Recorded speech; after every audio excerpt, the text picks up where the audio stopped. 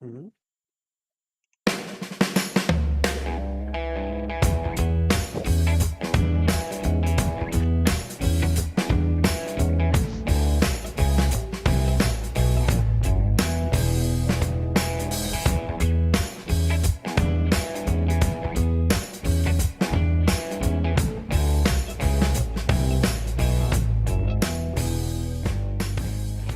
Well, hello everybody. Welcome to the show today.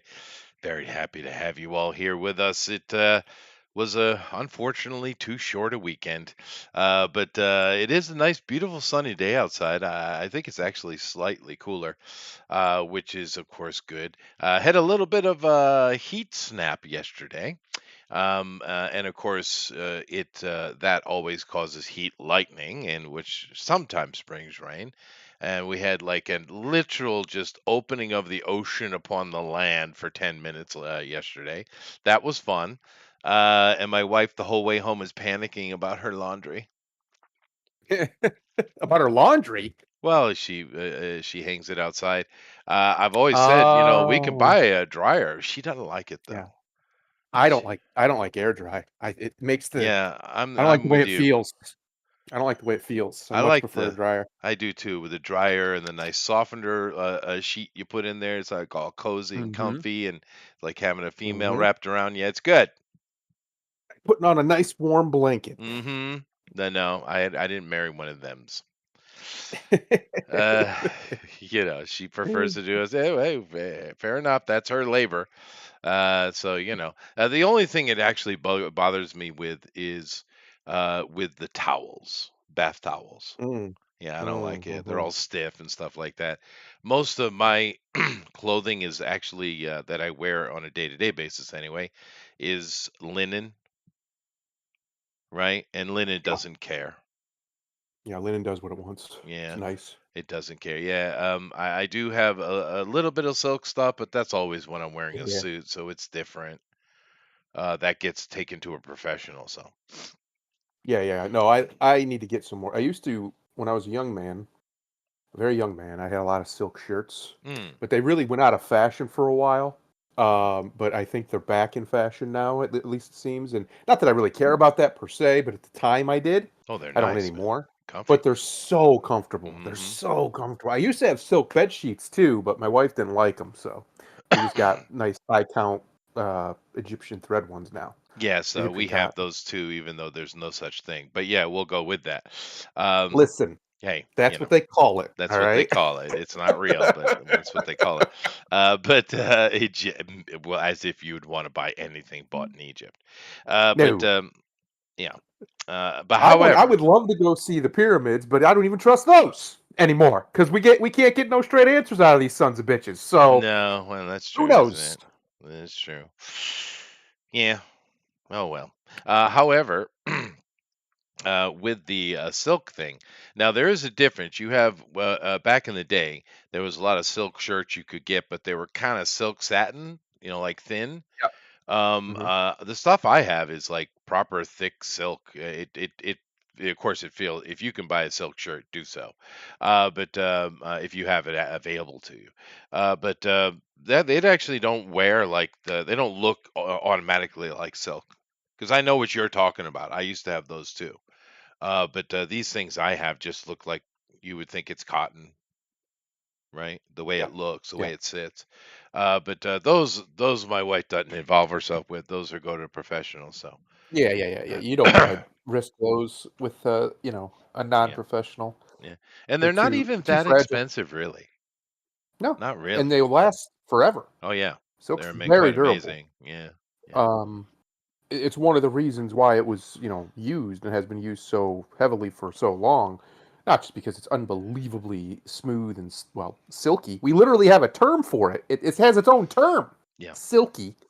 Uh, but it's also it's very freaking durable, like It is. extremely durable. Well, for a while there, it was during that whole period with the Byzantines kind of, or after Genghis Khan, the Tartarians, when they took over the entirety of Asia, they for a while there, silk was regulated to only for the military. for a while. But of course, it eventually became quite popular. And actually, for the past so many hundred years, silk is more. We, of course, we know how it's made now, but it's more associated with the Turks than anything else, right? Americans still have this image of China and stuff because of the silkworm, but actually, the Turks are the ones that have been all about the silk for at least 200-300 years. They like them some fabrics, They do. I mean, dude, Manitolians. that was the place to go if you want. There were two places to go if you wanted textiles. It was either Hmm. Istanbul or it was Fez down in Yeah, Morocco. Old Yep. Fez. Hmm. Old named a whole hat after it. Old They did. Fez. Well, yeah, exactly. Yeah. Also spices. And it's kind of interesting with they've had some Islamist trouble down in Morocco, of course. There's been some, and the few that they've had are very horrific and notable. However, for the most part, the Moroccans have kind of stayed out of the nonsense, which good Yeah. on them. Well, I mean, we had to put them in their place a few hundred years ago, but We yeah, did, otherwise. we did. That's true. Uh, and they know, I think they know it would happen again in a heartbeat because But they're so where damn they're at, poor is the problem. Yeah. well, that's one of the reasons they're so damn poor because we don't let them get rich. Where they're at is so important, right? That right there with the strait that Sure. we can't allow fuckery, right? Yeah. The whatever dominant hegemon exists, whether it was us now or Britain before us or Or even whoever. Spain Yeah. before them, they can't allow it. They got to do something about it. So you're going to always have either some great deal with the people who are on the other side of the strait or who controls the strait, or you're just going to have to crush them. Hmm. And that's pretty much what we've done. Because there was a time when Morocco, that area, was unbelievably wealthy, Yeah. No, unbelievably that's true. wealthy. They used to be But super rich, and it's true. And I kind of wish they get their stuff together because it could be a really nice place, actually. It could be. it's a Um, great area. Like mhm. the climate's not as terrible as the rest of the continent. Like North Africa, especially by the coast, is pretty nice. They actually get But snow in Morocco sometimes. yep, yep. Yeah, They have a. It's an interesting place. yeah. It could be a like you said, it could be a really It beautiful, could be. wonderful Yeah. place to visit. But I wouldn't recommend anybody, man or woman, just don't go there. Maybe if you stay No, in the maybe no. if you stay with like a whole group of people, but otherwise, just don't go there. Their In fact, cities, in fact, particularly Fez, is like a maze, though. It's a really interesting yeah. thing to adventure in, to be fair. But it's just no. Yeah. If you want a taste of like like Arabian or North African or whatever that, um, that isn't where you want to go. There's other places that are a Yeah, little bit better, Lebanon. but yeah, Lebanon's getting, especially Lebanon, they're getting their shit together. It seems like, which is good. You can even go as much as a lot of people in certain circles won't want to hear this. You can even go to Israel and get some of that. Yeah, I've no. been there. Yeah. It's fine. I mean, yeah, it's still Israel. It's still potentially a rocket could hit you. It's possible, but most likely it's not going to happen. Right? Right. It's Right. fine. Yeah. Yeah, but it is interesting how important Old Turkey has always been for a very long time. But another thing that's interesting about them, if you look throughout history, they're always the absolute pain in the ass place for They're everybody. just the worst. They're They just the are. worst. Yeah. They you can never trust them ever, No. ever. They're going to betray you. It's just a matter of time, and they are not going to be sorry about it later either. Don't No. expect apologies. No. No, no. Remember when That's that true. what was it, a Russian ambassador or whatever, got just a diplomat got murdered Oh on yeah. live television in Turkey? A few did they apologize? No, Nah. no, No. No. they don't Shit care. happens. Yeah, But they've you know, always been the Persians have always had trouble with them. I mean, everybody. The Turk have always been a problem. yep. But nevertheless, we're not here to talk about fabrics. Although they are nice. And I would suggest everyone get your Egyptian multi-thread cotton. Yep. Yeah, Yep. I do believe it's made in New Jersey. Yes. Yeah, it's good stuff though. Wonder when they decided to go with that marketing though. But then again, New Jersey's a bit coy like that. They got the Well, like Haagen Dazs over there too, making us think it's they, from Germany. well, I mean that's where a lot of so-called Italian dishes come from too. Is that region? Yeah, Uh, they pretend they're from Italy, but they're not. They're not from Italy. Yeah. Uh, New Jersey's just it they're liar peoples, I guess. you can't trust them. You No. can't. They're mafiosos, and you just can't trust. The weird thing is you can't trust them, but they're good people. As long as you understand you can't trust them, they're going to That's probably right. try to lie and manipulate. Yeah. You're fine. It's kind of like Trump. Everybody knows he's a liar. That's fine. It's fine as long as because he's an honest liar. He lies to everybody. Yeah. You know what I mean? Like it's not like he just picks and chooses, or he might, no. Every now and again, he'll just say some bullshit, and Yeah. everybody's, that's just it. That's just who he is. It's Mhm. fine. It's a good It's segue. fine. There's a good segue there, actually. Thank you. Because, of course, with New Jersey, you, of course, also have Hakeem Jeffries, and what an absolute tool. Yes, I'm bringing the word back, tool. Um, whining at the same time, trying to make you think he's tough whilst he's whining. That doesn't Yeah. really usually go together. Jersey also stinks. To Yes. high heavens because of all the paper factories. Yeah, it's a weird place. No one ever talks about it. You ever notice that? Yeah. No one ever It talks is. It about is. Jersey. Well, It's there's like our drunk uncle that no one wants to nobody. mention. Nobody really ever talks about like Rhode Island either, or That's or fair. Connecticut, Well, but right? Rhode Island gets more though because it's small. Yeah, yeah, Yeah, Connecticut too. It's real small, so everybody's like, it's real small. yeah, But other than that, like the only reason anybody ever talks about Massachusetts is because Boston's there, and that's that's right. you No, know that's that's true. that's about it. That is true. And that's the way they want it. Keep in mind, the most of the Yeah, actual rich people in America live in that tri-state right there. So that's right. Connecticut, Rhode Island, Massachusetts, where all the real money in America is, and they like the fact that no one talks about it. But we're talking about New Jersey, and the Okay. absolute nonsense of it. And I do love that we have a segue with old Trumpy there, because the past few days, people were happily speculating that Trump is dead. You see, you had Yep, a bunch of astrologers that were saying that August that's right. 25th is a very dangerous day for Trump because of his birthday, and he's going to die. And all the lefties were just having little mini celebrations, expecting him to die. And then throughout the week, they were like, well, he hasn't done any major event. And it's like, well, yeah, but he's done a lot of little ones. Yep. He hasn't left the public eye. The guy Well, lives in front of the camera, dude. But did you see that where it blew up where they all thought he was dead? yeah, Yeah, of course it did. yeah. Dude, he tweets every day. He can't not do that. He was all upset in the later part of the week. There was it Thursday or something like that, Friday, about someone breaking his limestone walkway. He was all I upset was about it. real mad, He was ripped. real mad about And he that. caught him on camera, so he was certainly involved in that investigation, as Hmm. important as that must have been. He he went golfing with his little niece there. I mean, it's just weird. They're all going on about how Trump's dead, but it's like every day there's something posted, like videos or comments and stuff about Trump, like every day. But they Because didn't they ignored that somehow. he dared to just take a couple days where he was just a little bit less.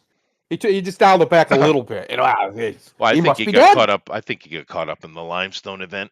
I'm going to be honest with Oh, you. he got real serious They about got that real life. serious about that. You bribe. Duh. Yeah, he was mad.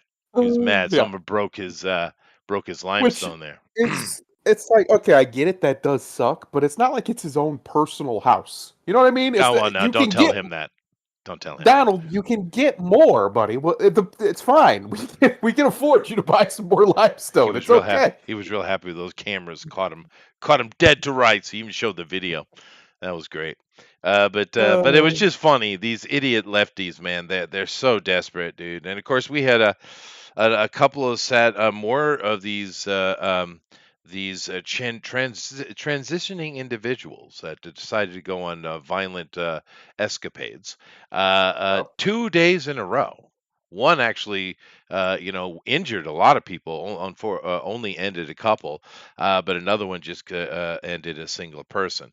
But man, it's like the past what 15 or something in a row. Well, no, there was one that wasn't, you couldn't affiliate it to that. But what's up with these transitioning people and the violence, dude? What's up? well, they're mentally deranged, Well, that's and true. Well, not Society, necessarily all of them, but some of them clearly are. I mean, they all are. If you even you for no other reason than they don't want to have their penises or their vaginas anymore. That's not normal. That's Well, clearly deranged. sure, but I mean, there. Um, I was distinguishing violence, I guess. yeah, well, that's still an act of violence. Self-mutilation is still violence. I That mean, is true. we have terms for this, but somehow we've allowed these psychos, and I don't mean them specifically. I mean the people who make money off of it, to Oh yeah. recontextualize everything and to talk about it as like it's medical and it's medicine and yeah, okay, okay, but it's still self-mutilation via a doctor, via a surgeon. It's still mutilation. It is. Every civilization that's ever mattered has had rules, strict rules against self-mutilation for a reason, Yes, because it's a sign of instability, yeah, I of do. mental I instability. do apologize for caveating something. But my point is, yes, we coddled this for over a decade, right, as a society in Oh, yeah. America and in We the did. West, Yeah. and now people are done with it. Most people really do not give a white hot stinking crap if you want to do that to yourself, as long as you're, legally not breaking laws Yeah, do and you're whatever you within want and leave the kids you're alone. within a certain age, right, within a certain age bracket. But what we do have a problem with is when we're told that we have to pretend that this is okay, that this is normal, that this is just, it's just another Tuesday when you see a man walking. You see a dude with a full-on beard walking around in a dress demanding you call him a woman. No, that's a literal freak show. And I'm not being derogatory. We actually literally have freak shows about this. We do. It's a literal Sure. freak show. You don't get to do that. I don't get to walk around and demand everybody pretend I'm 6 foot tall. I just don't. I'm not 6 foot tall. It sucks. Wish I was. I My can. father was, but I'm not. But well, you would be lying too because you're taller than 6 foot. Okay, sir. hey, fine, man. We My point is, you don't get to make demands of people's definitions of truth, of their objective definitions of truth. They get to decide what they want to accept as true. That doesn't mean what they accept as true is true, but they get to make that determination. And the moment you start telling them certain obvious, self-evident things are untrue, without any kind of actual something to back it up, because sometimes self-evident things are untrue. That's fine. However, most of the time, as in like 95% of the time, I'd say, they are true. Yeah. What we observe and our first thought is almost always correct or very, very close to correct. And the reason that is because it's not our first thought. It's probably our ancestors' first thoughts that have been passed down through our instincts and through our genetic code for thousands and thousands and millions and whatever long we've been here years, at least 1,000 generations of people who are very similar to you, at least depending how far back you go. They've already observed these things. So when you get a gut feeling about something, that's your instincts going, hey, yeah, that's not right. That's not true. That's not blah, blah, blah, blah. That's all that is. That's why you just kind of know. I've said it. You probably said this too. Everybody's probably said something similar to this. I wish I listened to myself more. That gut feeling, because it's always right. I've never had it be wrong. But sometimes I just don't listen. I'm like, come on. You know what I think that gut feeling is? I'm going to take a little bit of a esoteric take, if you don't mind. Go ahead. If you're a person who believes in a creator of some manner or another, I think that gut feeling, that guilt that you get, those pangs, those butterflies, is put there as a free warning system to you for not to fuck up. Yeah, instinct. Yeah, and people like always just automatically run past it. So if you do believe in those kind of things and judgment does come, hey, you got no one to blame but yourself. Exactly, which is exactly what every one of them tells you. But also, it's one of the reasons why, because when you're a kid, you largely don't do that. This is a learned behavior because people in authority or people who claim authority have taught you to just obey what they say, right? Look, this is all over, especially in the East where you're at. Obey what the authority says. You're wrong is basic, to put it very simply. But the truth of the matter is, most of the time, you're not wrong. If you followed your instincts, not your heart will lie to you like a motherfucker. Not even your brain, like your logical center of your brain. Because you can rationalize anything. Yeah. If you follow your gut, Hmm. your soul, if you will, if you listen to that, if you get in tune with that, this is basically what Buddhism is about. Christ talks about the same thing. The kingdom of heaven is within. God is within you. Yeah, Listen to it. it's in your gut. Listen to it. Yeah. And Yeah, it's, oh, I'm telling you, I've done it. I can't even tell you how many times I've made a decision. I was wrong, but I knew I was wrong when I made it, but I made yeah, it anyway yeah, because I yep, rationalized why I was right. yep. Every day Instead of people just do don't do that. it. Um, Yep. the funny thing about that gut brain, because it is considered a brain, by the way, Yep. just so you know. Yep.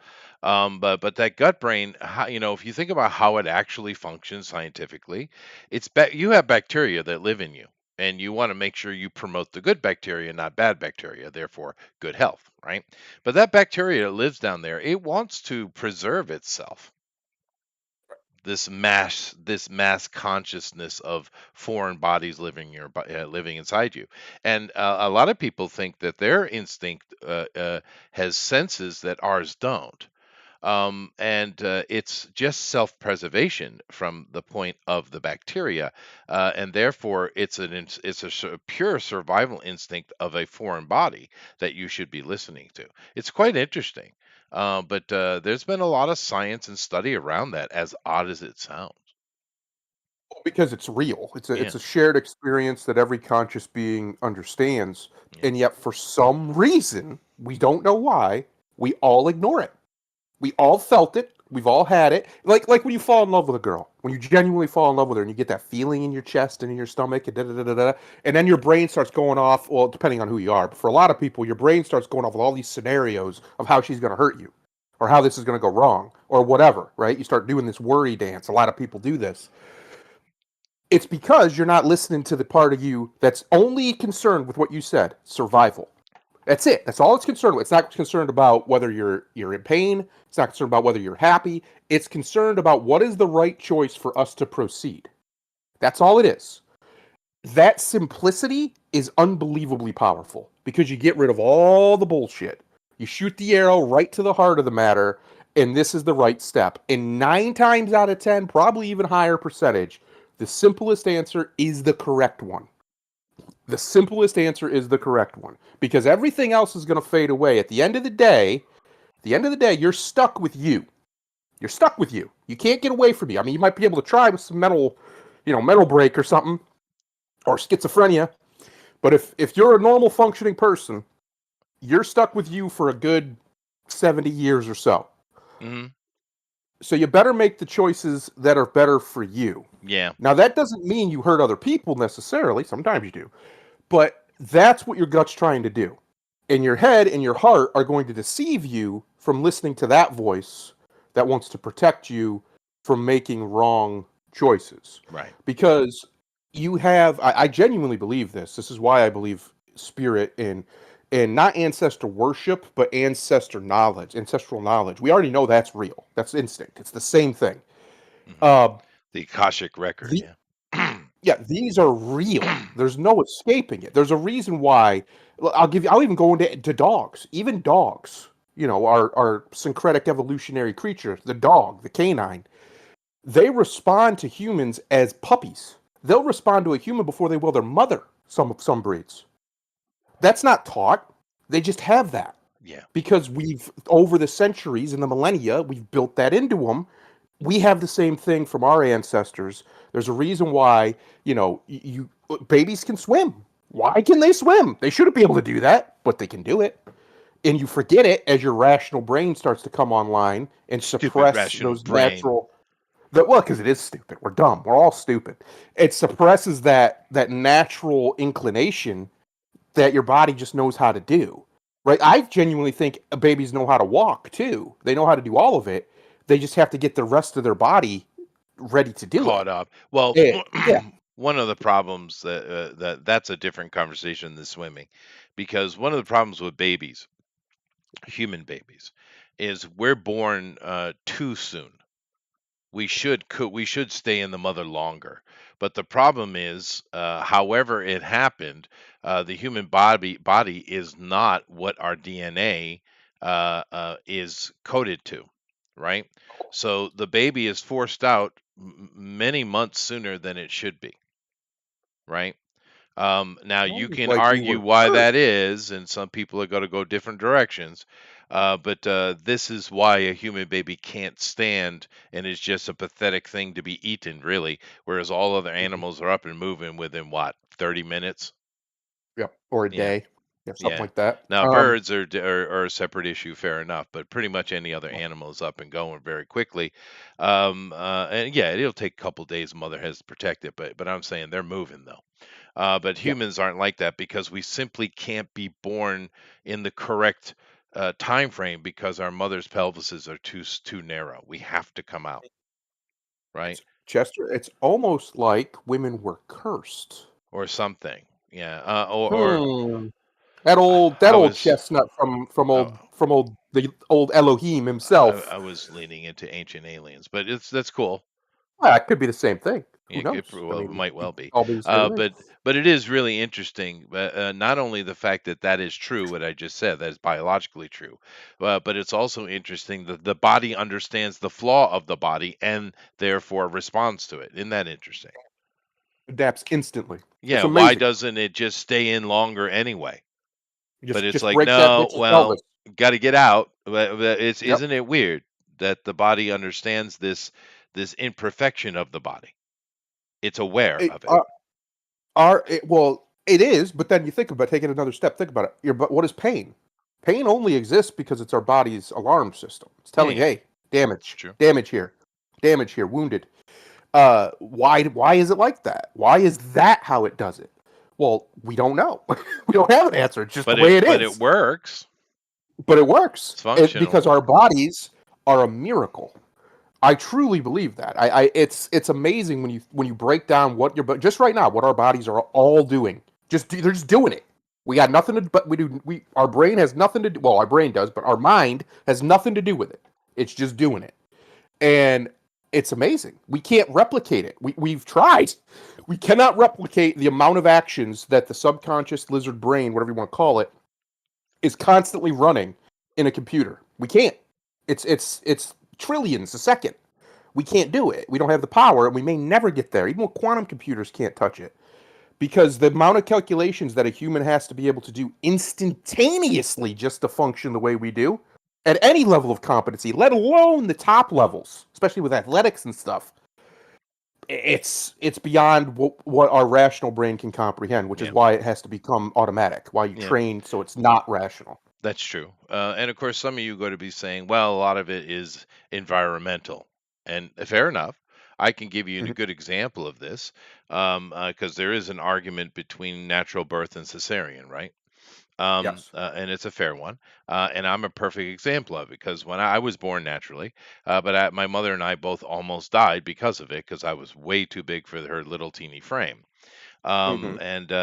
But so therefore, after that, my brother and sister were born cesarean, not naturally. And my wife has always asked the question, why are you so different than your brother and sister? Yeah, there you go. Yeah, because I am incredibly different. I am motivated beyond reasonable thought. Hmm. And I'm pedantic as hell, all et cetera, et cetera, et cetera. I'm in full survival mode all the time. Where my brother and Hmm. sister, it's like, well, I'll be nice, are not. Be nice to your siblings, I Chester. just God. was. I just was. But my wife is completely shocked because, one thing that my wife and I have a lot of things, and I'm sure with you and your wife that were similar, but we also had things were different, right? Yep. But one of the things my wife and I are very similar in, neither one of us is interested in drama at Yeah. all, right? Hmm. And therefore, Doesn't excite you. no, our house had no drama in it. Our kids were Hmm. not raised with drama. And a shocking thing, as they are out in the world today, neither one of them seek out drama, right? What a surprise. So, yeah. What a No, surprise. but she and I are both that way. Want nothing to do with drama. However, my family, not hers. Her family is like that. They're kind of, it's generational. Where my Japanese. kids are generational as well. So this is environmental, is my point. Whereas my family are holy shit, All the just time, constant looking for a chasing that way. drama, boy. Yeah. I don't want to put them in the ghetto department because they're not quite there, but they shake their tails in it occasionally.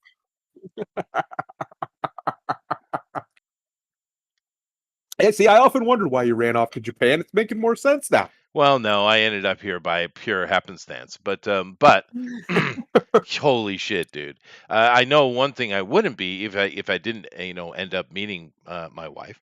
I wouldn't be around them any more than required Mm. because Mhm. I've always been Mhm. this way. I've always been different than them. I never think like that they do. Are you So sure your father is your father? Let's put it on the table. okay, Are you sure I don't know. that your father is actually your father? I Because we know the statistics on this. yeah, About 1 in 10 or so, maybe more, depending on who wants to be honest, do not have the father they think they do. I know my father's yeah. my father. I have his exact eyes. Unless it was one of his brothers, there's no way he's not my father. Well, to be Uh, fair, I have nothing in common with the man. That is okay, true. I have no clue. just I saying. kind of doubt it. But I favor my mother 100%. I look like her. I Mhm. look like her side of the family, so it's hard to. I don't have any of my father's features in me, so that's fair. I don't know, but I don't really care either. Well, it But doesn't really matter at the end of the day. I mean, you are you now, yeah, is sure. what it is. But it's just It's just shocking, though. interesting Yeah, how the different you are. Well, I am. it's Yeah. funny we were talking about this because one of the story I told you earlier, I have a couple interesting stories. This one's a little bit less shocking, and I think it's just nice. Wife and I were shopping, getting groceries and stuff. We do this go to one of the big stores and load up a couple times a month. And we went to one of them, and I'm checking out, and it's one of those, you check everything out yourself kind of places. Yeah. And all of a sudden, my wife got quiet on me. She was at the end of the cart, and I was doing all the scanning. And I look over, and she just kind of got this look on her face, and I turn around.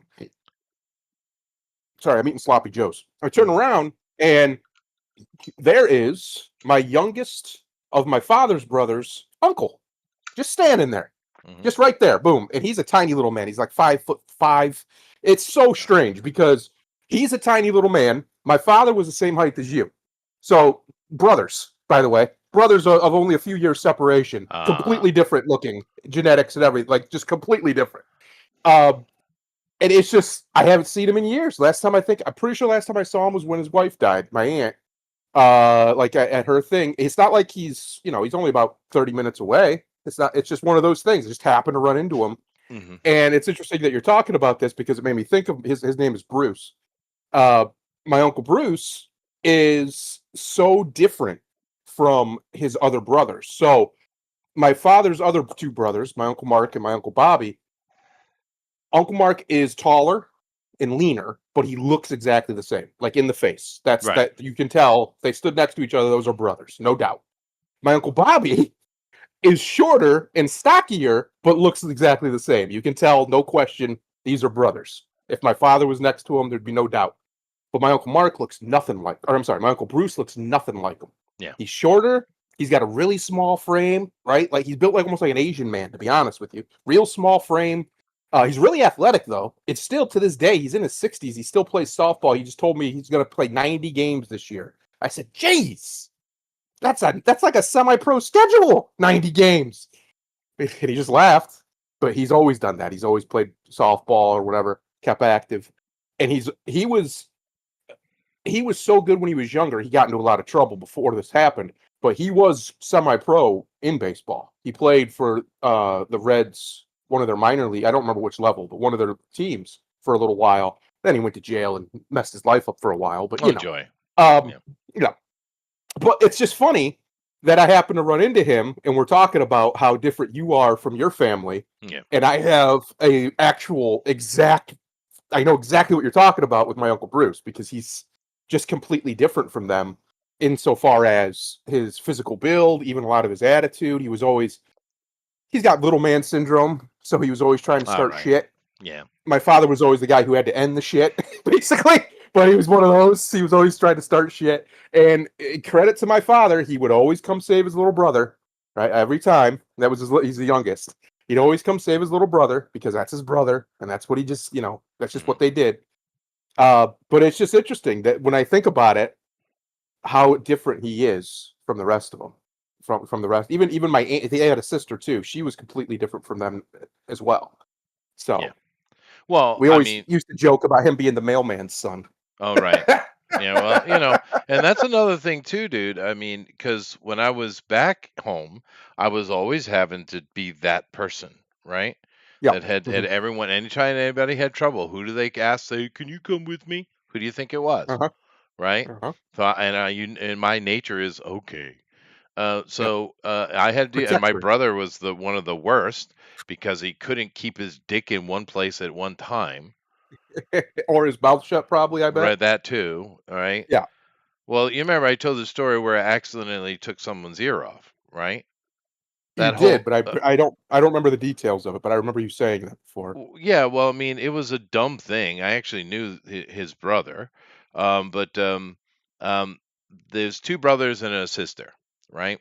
Yep. And the sister was uh was dating my brother, right? Hmm.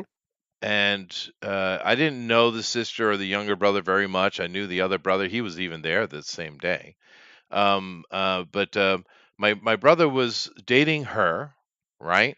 But then some other girl winked at him or something, and he went playing around with her, got caught by her. So she's all upset. He cheated on me. Which, have you not paid attention to who my brother is? But They whatever. always Um, these women can't help they themselves. They're can't. outrageous. So she's all upset and stuff, which fair enough. Fair enough. The older brother didn't get involved because I wouldn't, and I didn't get involved either. But the younger brother, he had to defend his sister's honor, and he came around, looking for my brother because we'd all hang out in the mall parking lot because at nighttime it's shut down, right? And it was just a place for us to hang out, right? With our cars and stuff and talk about cars and stuff like that. And he came over looking and I was like, I have no clue where he is, dude. What's the big deal? And he gets all upset and stuff. And he comes up and tries to get rough with me. And I just kind of smack him in the head, open handed. Right. I didn't beat on him. I was like, dude, just go home because I think he'd been drinking a little bit. And he showed Yeah. back up with a gun Oh, well, because that wasn't a now good decision. no, now he's focusing his energy on me for some reason. It's like, dude, I didn't fuck your sister, right? But And I don't even whatever. want to. I didn't This is want to. completely misaimed. She's not my I don't care for the chunky girls, to be honest with you. Ah, I My see. Yeah. brother is Hmm. less discriminating. Hmm. Okay. Hmm. Anyway, and he come up just walking into the group with a gun pointing at me. So I went to take the gun away, and unfortunately, I caught his ear at the same time. We put it in a cup of ice, from the McDonald's and sent him on to the Uh-huh. hospitals, and they sewed it back on. Yeah. Yeah. It's fine. Yeah, It's all fine. yeah, They Jesus him. It's fine. they Just put it did. right back on. Yeah, Yeah, it's all good. but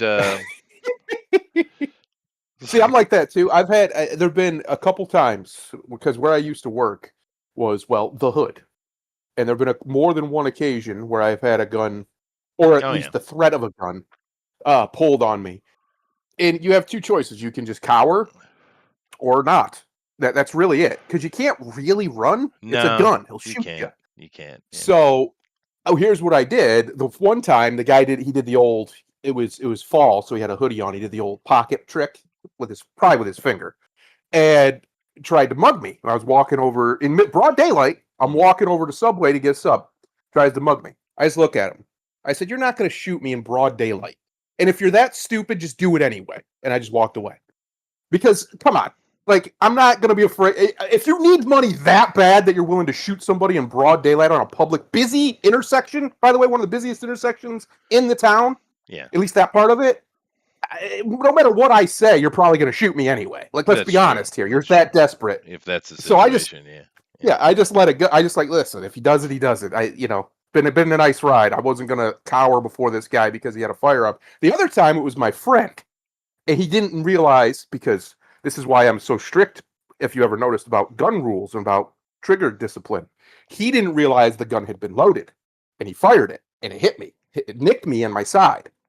Now it was just a small little 22, so it probably wouldn't even have killed me.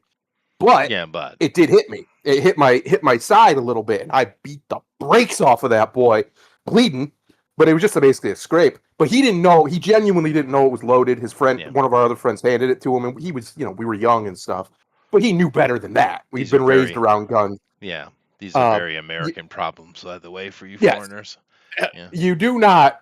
Any foreigner listening, rule number one is you always assume every gun in your hand is loaded and yeah, ready to you don't fire. play with guns. But Always, Americans do have a lot always. of gun education. We are kind of unique in Yes. a lot of places in the world. Well, us in Afghanistan.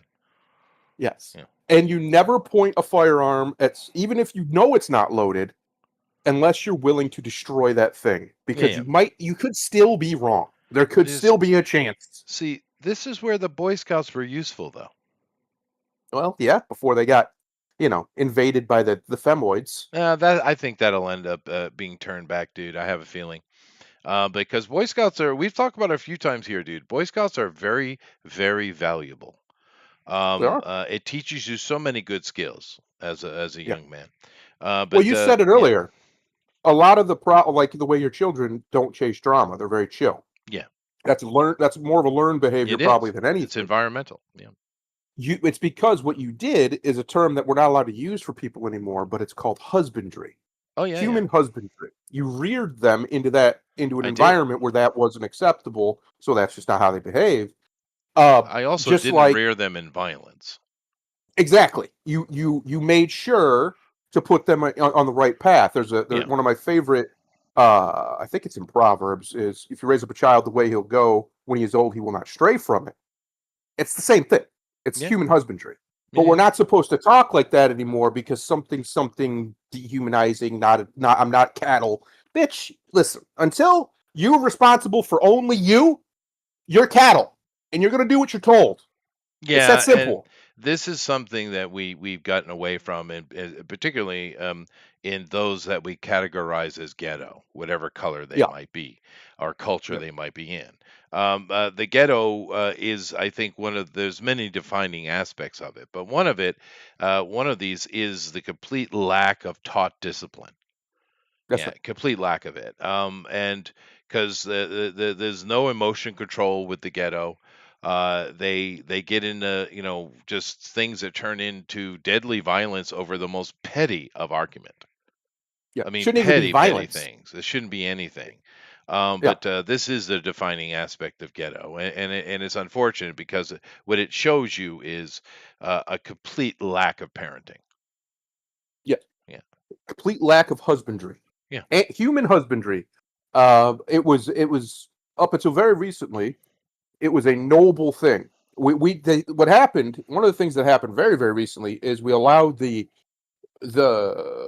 we'll call them the deceivers, the enemies, to demonize very simple public shaming tactics. Now I get it. Karens are annoying, and some of them go way too far, right? They do. They're insane. Some of them are freaking insane. I watched a video earlier somewhere in Britain. This guy's car's broke down. He's got his four ways on. He's just chilling on the road because his car's broke down. It won't start. It's stuck. He's waiting for the tow vehicle. right. Some lady comes up to him and starts yelling at him that he has to move and get away from her house, basically. Yeah, okay. That's really annoying and stupid. And the video is actually funny because her boyfriend comes over and basically tells her to shut up because she's being ridiculous. The guy's car is broke down. It's not like he's trying to sit here. But anyway, um, but there's another side to it that isn't that way. And the people who used to be the ones who would stop these sorts of behaviors in their tracks were were the scolds, but the ones who were right. There's nothing wrong with shame inherently. There's nothing Right. wrong with shaming behavior inherently. It's when you do it to things that don't there's no reason to do it to, Yeah. or you're just wrong, like you're on the wrong target.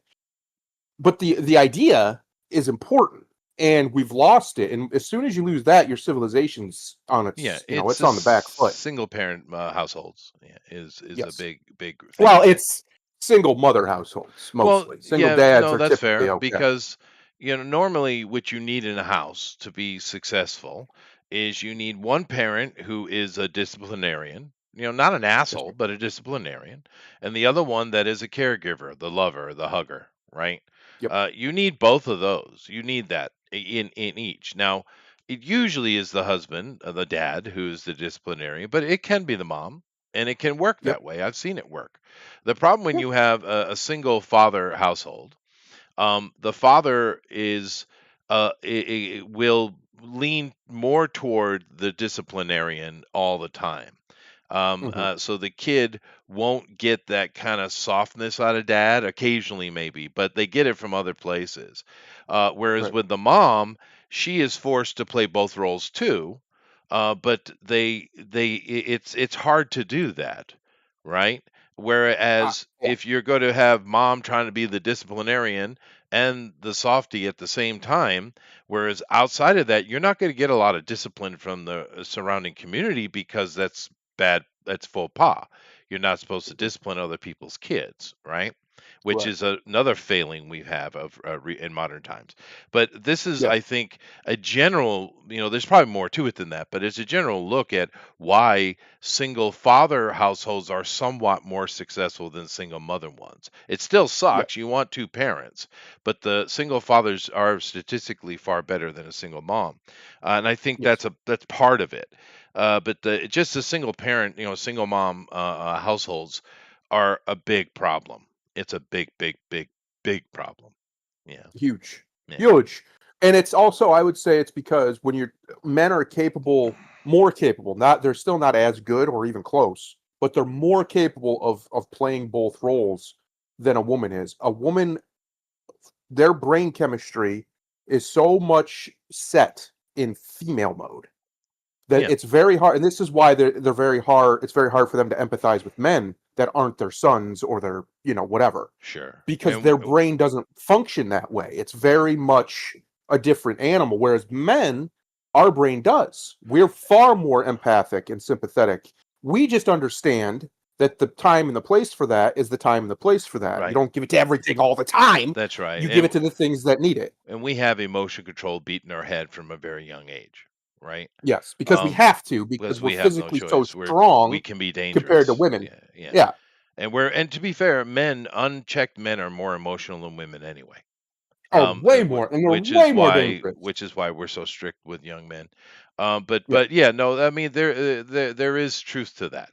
But the point being is we have the ghetto, and defining what it is an issue. And I've been using this word a lot because a lot of people today are saying black fatigue. And I get the majority of it is going toward the black community in America and Europe, because of the violence and crime, where the other ghetto groups are less so. But still, I prefer ghetto because the ghetto is the problem. And we see it in white communities and Latino communities and Asian community. We see it all over. And it's something that people are finally coming out and speaking.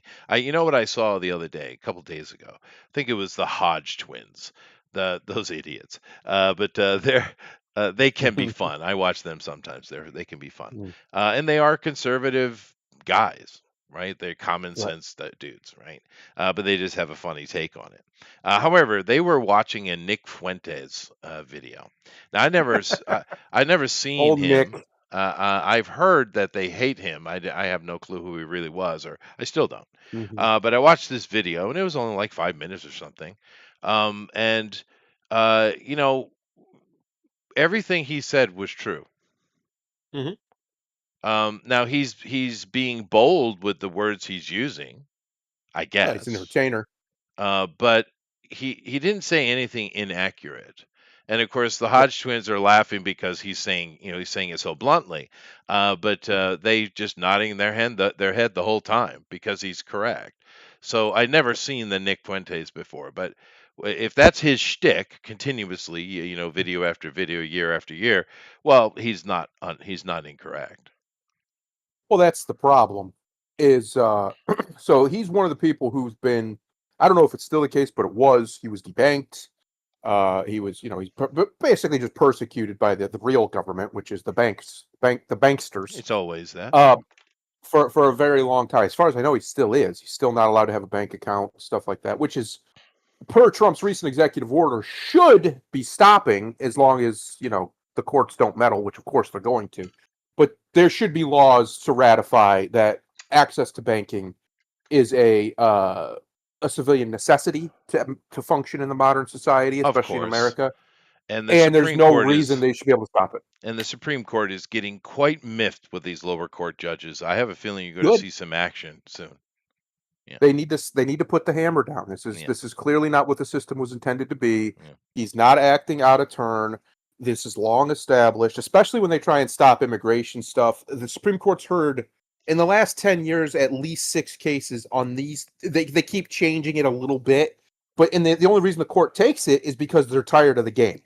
Yeah. They've No, made the yeah. ruling. The president is allowed to do what he's doing when it comes to immigration. Knock it He off. has near absolute authority when it comes to immigration. The Constitution is very clear. This is one of his main functions as the chief executive is to control the border. Knock it off. Yeah, You're but just getting in the way. one of the things it's all, free speech comes up a lot, and of course Nick Fuentes has the right to free speech just like anybody else. But Yes. beyond, like I said, I've only seen this little 5-minute video. I don't know anything about the guy.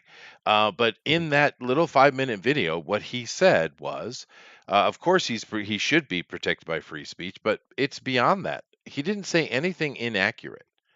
There was Yep. nothing that was my opinion, or I think. It was all about, well, this is happening, and therefore this is why people don't trust you. And he Right. even was acknowledging the fact that it's all people, not just white people, because he was talking about black crime. But there was nothing he said that was actually opinion. It was just fact of the Yeah. situation. Therefore, that in and of itself doesn't even need protection from freedom of speech because it's just facts. Now, I say Right. this because I'm well aware that a lot of places, including the one I'm speaking on right now, YouTube, don't care about facts. Matter of fact, they rather hate them. Yes. Yeah. So, It's because they're inconvenient. They have that propensity, facts, to just be inconvenient little shits. But no, I'm not a big Fuentes guy. Obviously, I've been around, seen his stuff for years. Yeah. But I will say that everything he has, I think he's probably a Fed. I'll just get that out there, but maybe not. Well, Everything he has done or not done, by that I'm aware of, none of that should cause him to lose access to banking. None of that should cause him to have the federal government down his throat, for any of it. And that sort of stuff is where I would be like, no, this is not the job of the government or the banking cartel, because it's all one big cartel. it is. To do Or at these least they are things. forced to cow to each other on occasion. Right? Yes. At a minimum. The federal government is supposed to stop institutions from oppressing the people. That's its job. That's literally its job. And yet the corporations seem to get away with it at an unbelievable pace. Yeah. There needs to be a law, a hard and fast law with no wiggle room that says banking isn't a right, but access to it is an expression of modern life. The same way, like you're not allowed to turn off somebody's utilities because they said naughty words. You're not allowed to turn off their internet access because they said naughty words. In America. These things, right. In America, because we have the First Amendment. Right. Because these are how the modern person expresses themselves in modern society. Access to banking means access to property. Access to property is a human right. It is a right given to you by God. Yeah, you so should when be they able to shut keep you what down, you have. Yeah. Yeah, there's no excuse for it. Just like going to the government side, these things like civil asset forfeiture, where they just come take your shit because they're accusing you of certain crimes. Right. That's insane that that's They do allowed that in all America. the time, though.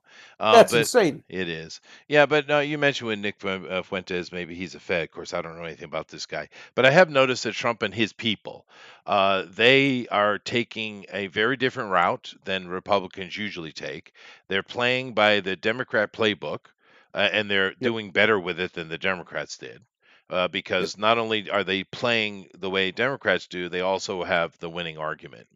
Because with Trump and his people, they always play the 80-20, the 80 side, right? But I have a Yes. feeling, Steven Crowder, I'm not sure what he is in the long run, but we have had people just kind of pop up, didn't we? We have this Charlie Kirk guy, Hmm. this Benny Johnson guy. You have a whole bunch of these guys just kind of, Patrick Bet David. You have these guys just Hmm. kind of pop up out of nowhere, right?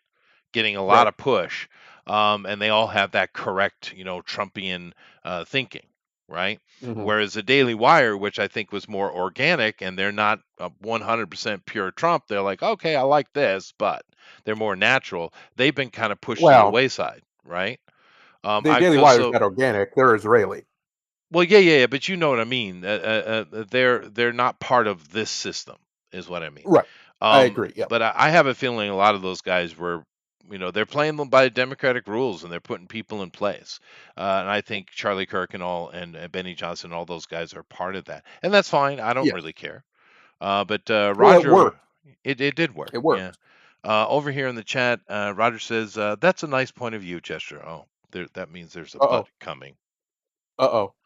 All right. Here comes the big old Nutella booty. But Ready?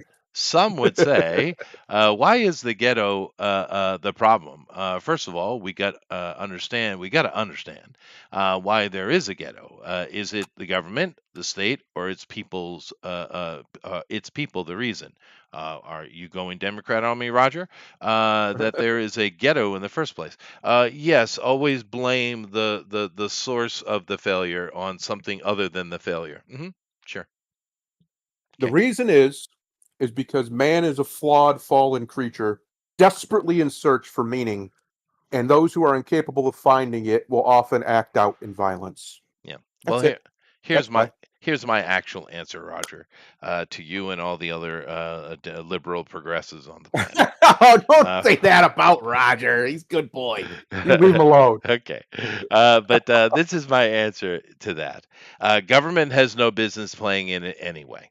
If you want to help people who have made bad choices, we have a little thing called charitable work, and it should stay Mhm. within the private sector. It should have nothing to do with statecraft whatsoever. Whatsoever. What we need to do, and this is a very traditional conservative view, right? Not this amalgam libertarian slash conservative thing that's going on in the country right now. But a very conservative thing is reduce government to the absolute minimum and I allow like the it. private sector to do what it does. Yep.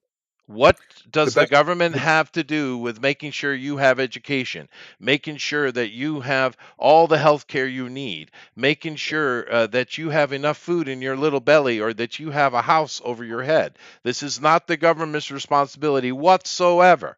Their responsibility is very simple: protect, maintain that's utility. That's it.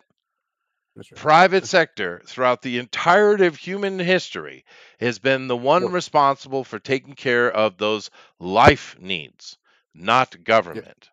Well, it also takes care of the cultural and societal Sure, establishments. that's right. So, like the thing you're dancing around, which I'm sure you're doing on purpose, Yeah, is the institution that is supposed to handle these things is the church, yes. is the religious institutions. Is it doesn't have to be a church specifically or Christianity specifically, No, but the any. faith of the people They is exist supposed to be the everywhere in the ones. world. The temple is a Yes, thing, dude.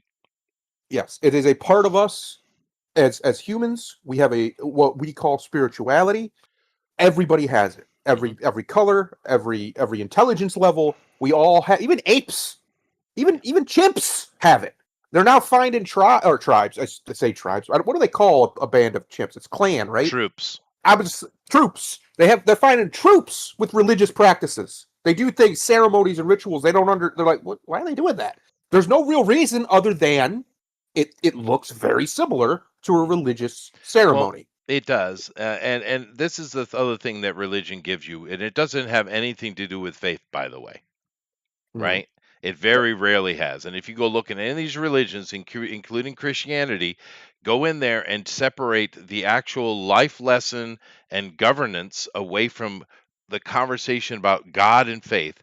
God and faith Yep. is such a small percentage of any religion, right? Yes. in truth, because when it comes down to it, one of the, what you have when you have private sector, he's correct, the temple, right, Yep. that is in charge of those kind of life things. What it does is it forces you to kind of conform yourself to the temple, because if you're Yes. outside the temple, they're not going to be eager or will not help you at all. Therefore, you have That's to right. conform yourself to the temple, whether you believe any of the shit they say or not. And what that That's right. does, of course, is create peace and continuity within the culture. For instance, we Yep. have a lot of trouble with Islamists, right, in the world today.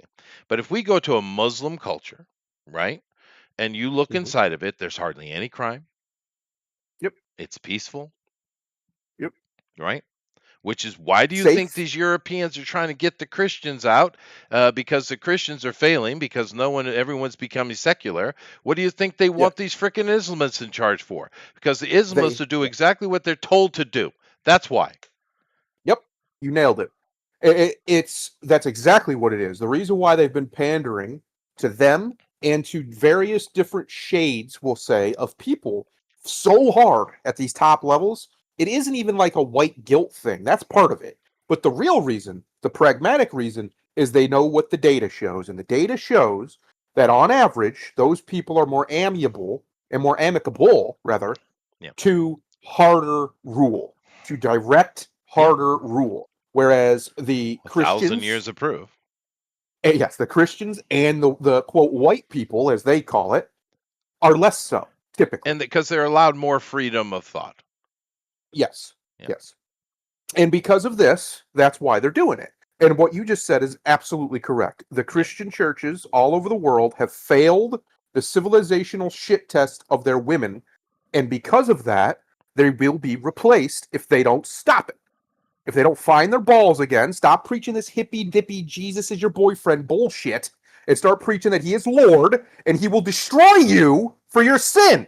Yeah. Stop it. Yeah. There's a Go back to reason. fire and brimstone. It works. There's a It reason always why works. fear is part of religion. Yeah, there's a reason. Yes. It's about cultural and societal conformity. Jackie Chan said it best. Oh, Jack Chan.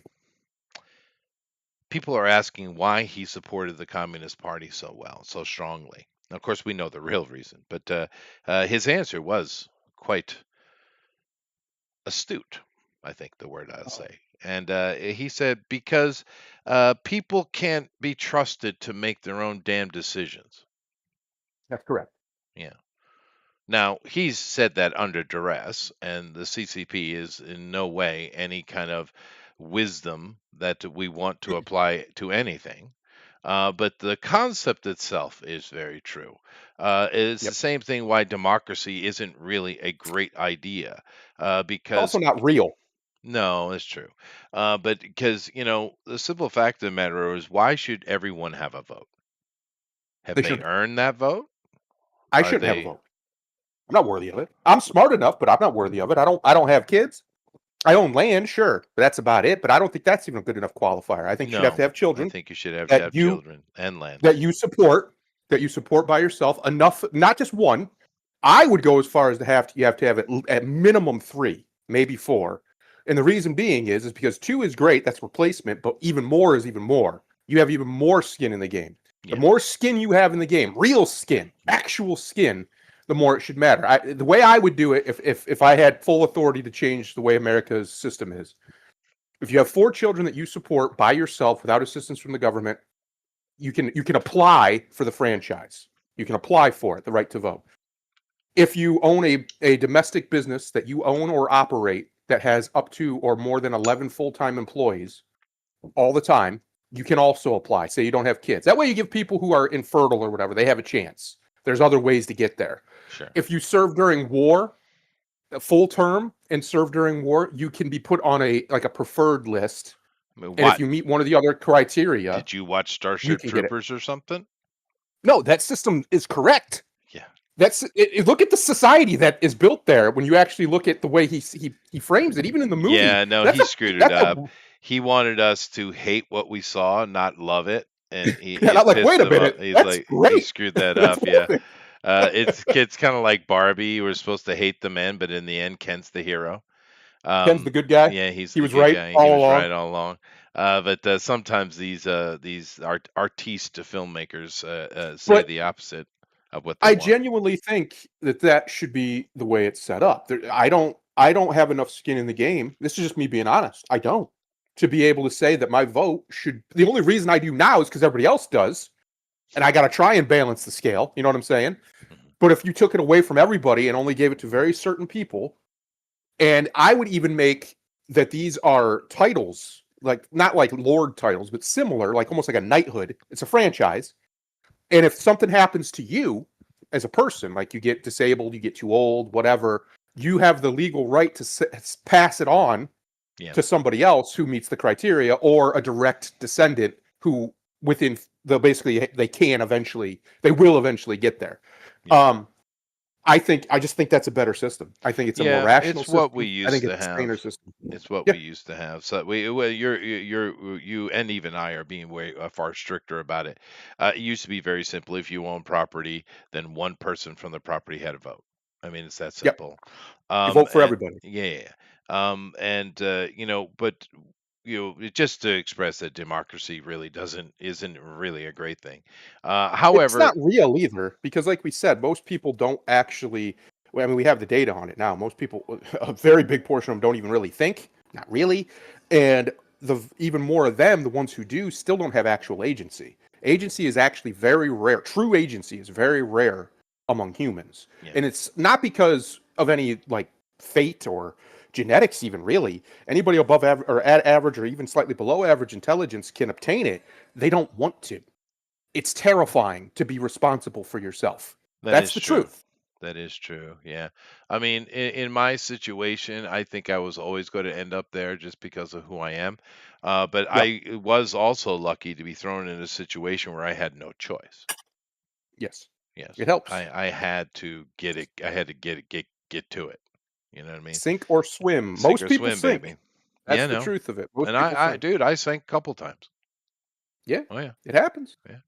It happens. But I had responsibility, so I got up and kept at it, and finally found the right pattern of things.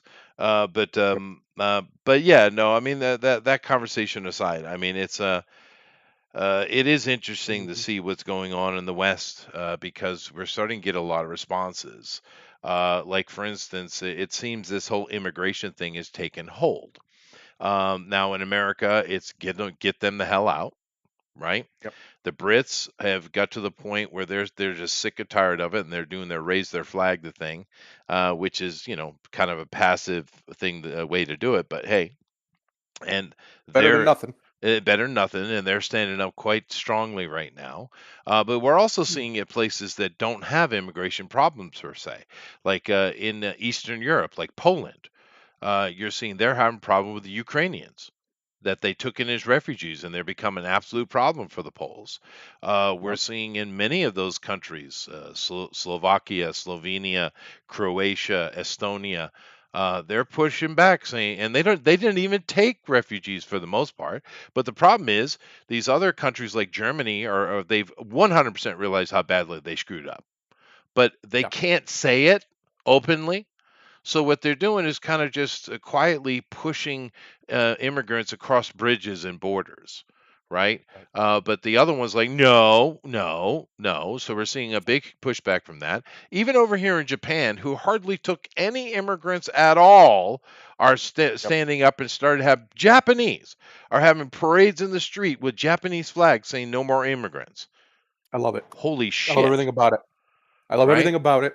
We're We're at the seeing moment now. The moment we are. is here, and it's good. Are we going to have countries and we're going to have nations? Not even countries, because country don't mean anything. Are we going to have nations? That means something. That word. It doesn't mean country. That means family. Is what that really means. These are It your does. family. These are your extended family. Are we going to have our nations or are we not? Are we not? That's the question. It Do we is. have a globalist civilization, or do we have an atomized Right. nationalist civilization? Which And is I what think most people want nationalist civilizations. I it truly seems do. so. It seems so. Well, because the banking consortiums, which we were talking about earlier, Yep. they're the ones pushing for the globalist thing. Yes. and they've been pushing hard. But no, Yep. with this nationalistic,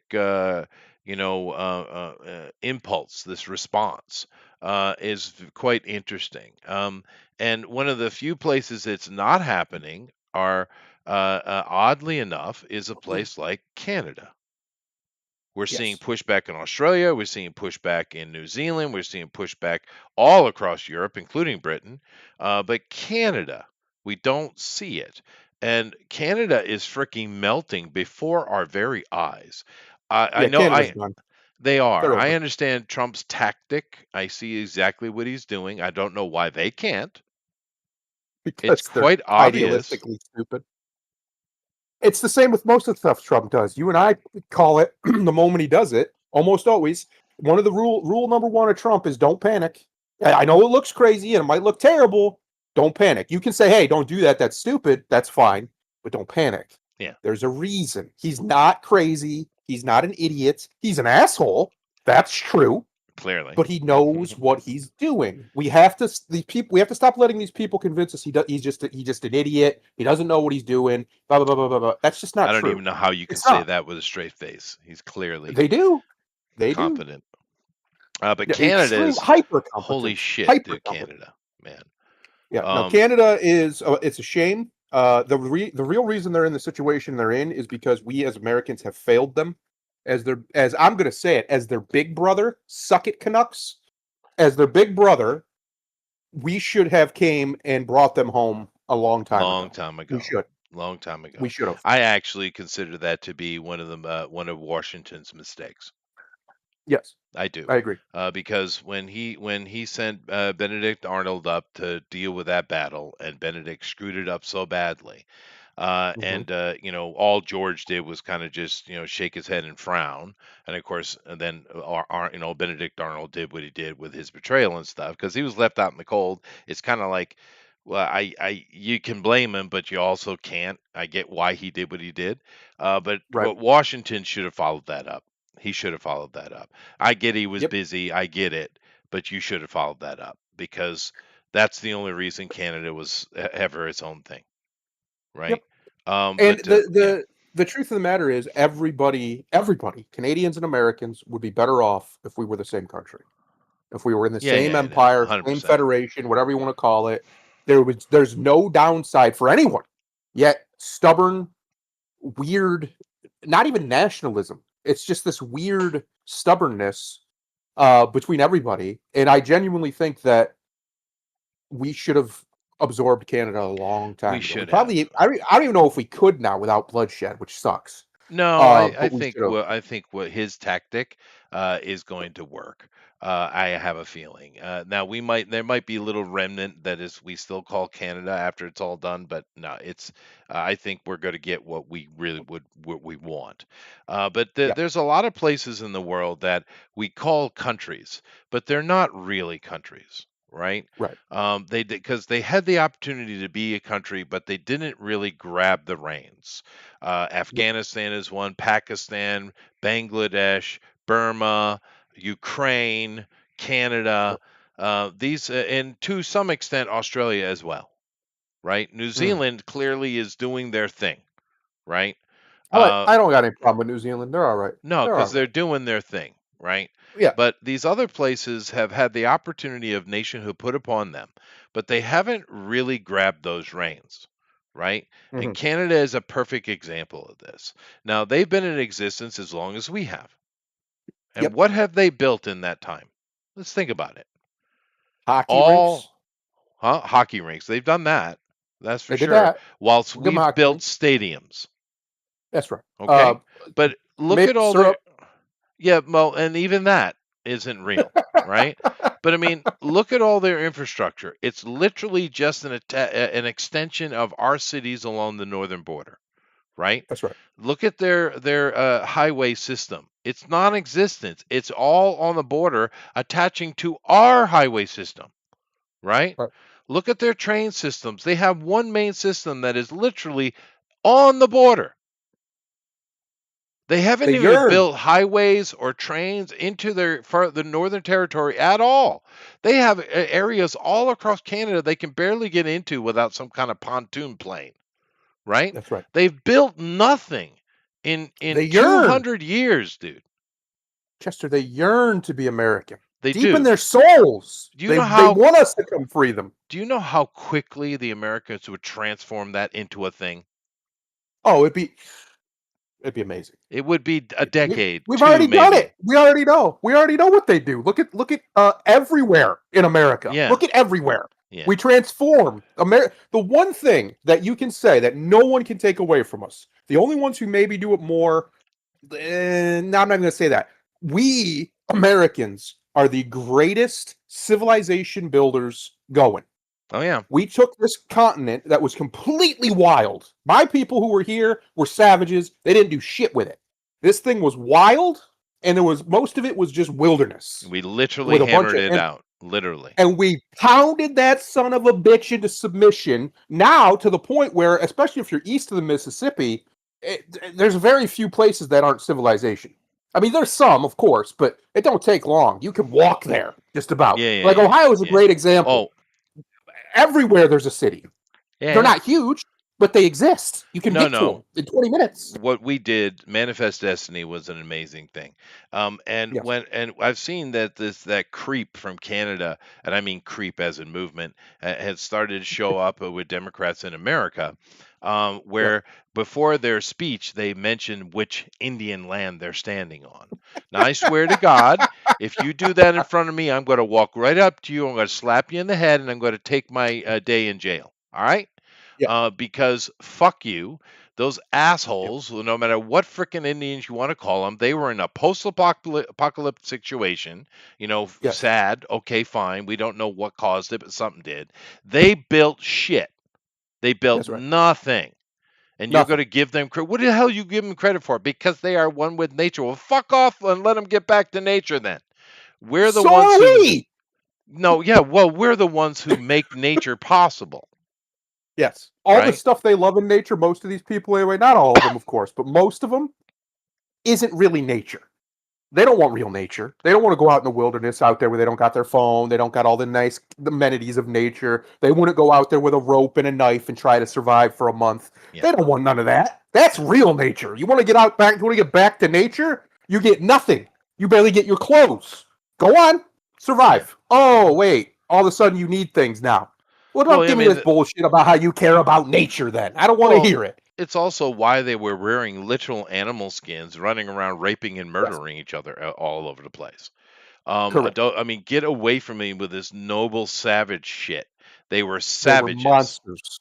Yeah, Monsters. yeah. Uh, But that's not the point. The point is we took him, did something with it, just like the Yep. Europeans that went into Australia took it and did something with it, et That's cetera, right. et cetera, et cetera. Canada as well, although Canada the resources have not been husbanded well at all, and they've had the Yes. exact amount of time we have. Look at the amazing farmed forests we have in America and how well they're maintained. Look at our Yep. Best in the waterways, how world. long they're maintained. Our fisheries, Best in the how well world. they're maintained, right? Best in the world. We make nature possible.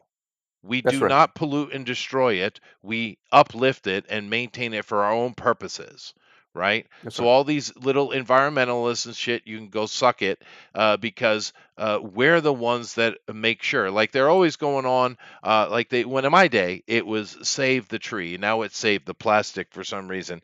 But the dumbasses. But the thing is, we hardly ever cut old growth stuff. We That's have right. farms all over the place, dude. Right. Now, there was a time where that wasn't true. Oh, in the early But days. Yeah, the the only Spanish thing were that wow, dude. one of the things, this is what I was talking about, that America and Americans, the nation of America, is the absolute best at, is what you called it, husbandry. Yeah. We take care of our environment. Where I live right now there shouldn't be anything here. This was Yeah. a bog, a swamp, a marsh. Yeah. But we fixed it. We drained it. We brought in what we needed to bring in. We brought a bunch of stone and whatever to settle the soil. And now you can live here. You can That's right. farm here. You can do all kinds of stuff here. We did that over 100, almost 200 years ago that was done.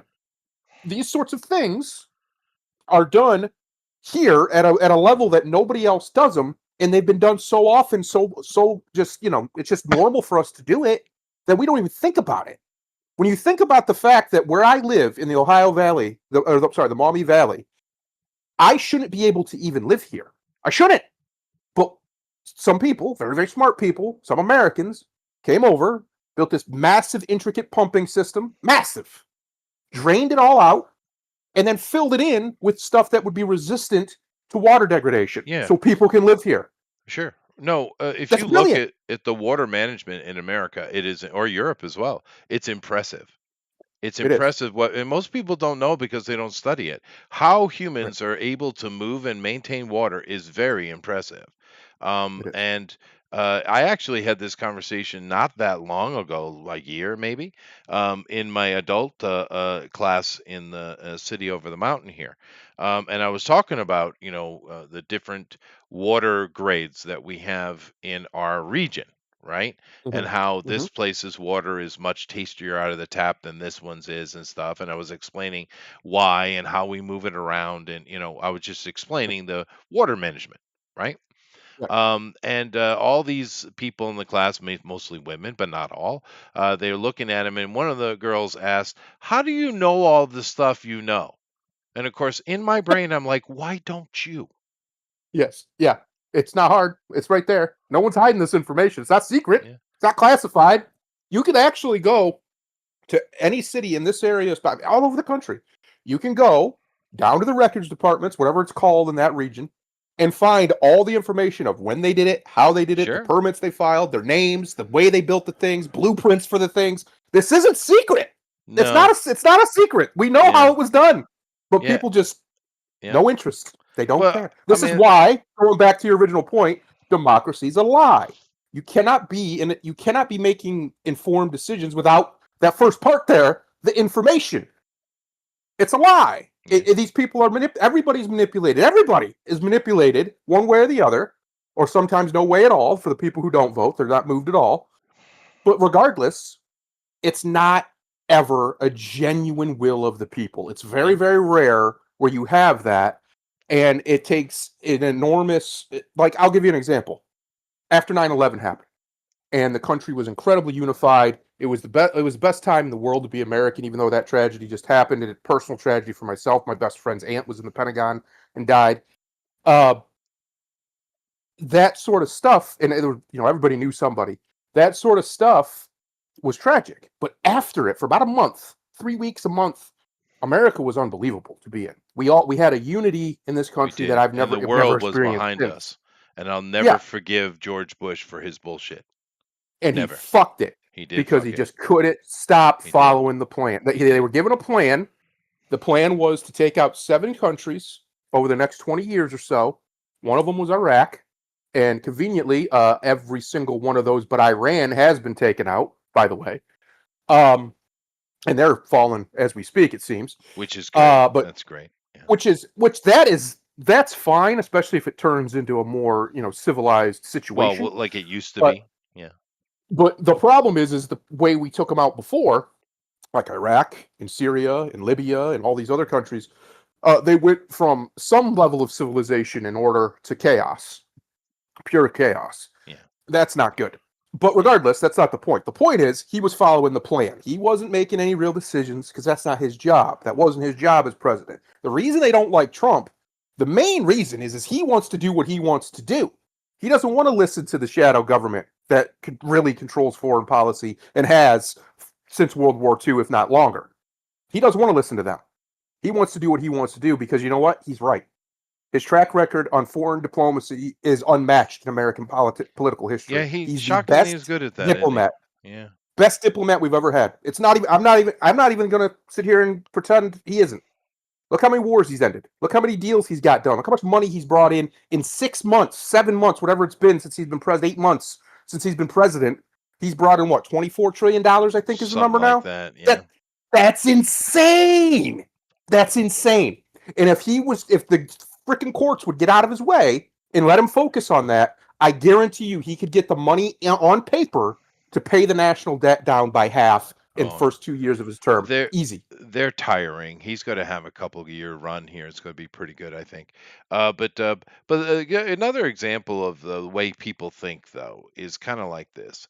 The other day, I was watching a video on how plate glass is made. Yep. Now, I watch these things all the time. How locks have been made throughout history. This style of Tudor architectural design and carpentry, or what have you. I'll watch this kind of stuff all the time. And my wife thinks it's boring as hell, and she doesn't understand why I watch it. And I ask her a simple question. It's like, don't you want to know how your world is made, how it works?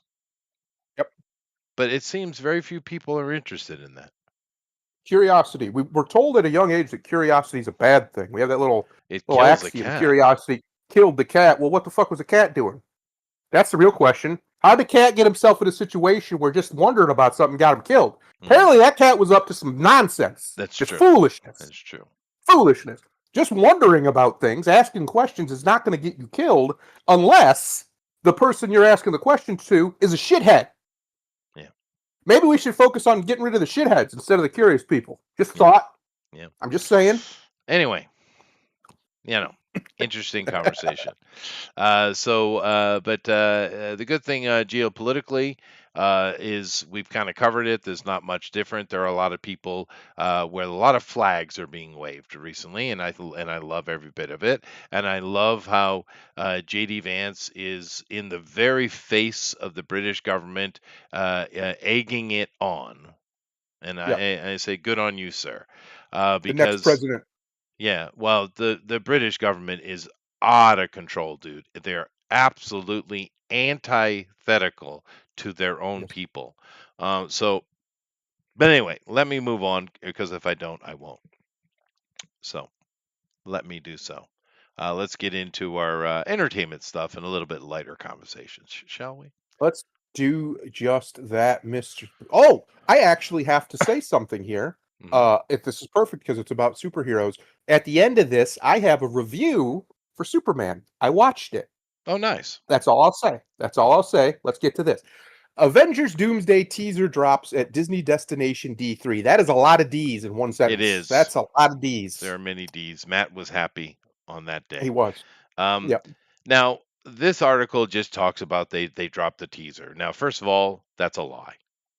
They didn't drop a teaser of anything. All it was a bunch of talking heads about the thing that is potentially coming. There was no video, there was no imagery, there was no behind the scenes, nothing, because we know there's nothing because they haven't even written a script for it. All right. Right. So that's the headline itself is nonsense. I put that up there so I could say that. I also put this up here for a very, very simple thing. The tension behind the scenes is absolutely palpable. We have Robert Downey Jr. is threatening to leave the whole process because he hates Ryan Reynolds so much. But it's weird over the past year or three to find out how many people hate Ryan Reynolds. He does have his haters out there. He does. It's interesting. But he has very good marketing. He's one of the best marketers going. He's made all kinds of money because of it. At that, yeah. But it's also you got the Thunderbolt people and banging heads. Everybody seems to be at each other's throats. Everybody except Paul Rudd, who is happy just to be there, which we know he is. It's his whole career. That's Paul Rudd. That's He's just happy to be here. He's just happy to be there. But dude, the amount of fighting, it isn't because a lot of people thought it was just Robert Downey Jr. and Ryan Reynolds. No, it's not. It's a lot of people are battling. This article doesn't talk about it, but others did. I just chose this one because just full on freaking lie from Disney. There is no teaser. What a bunch of assholes. It's literally just talking heads. It's more of like an interview, not a teaser, you bastards. This article goes into it's coming December 18th to 2026. I doubt that highly, right? But once again, just look at this freaking cluster, dude. Look at That's a mess. That's a mess. That is a mess. And I can tell you right now, here's probably a lot of the problem. Ryan Reynolds wants to do things his way because, in fairness to him, it works.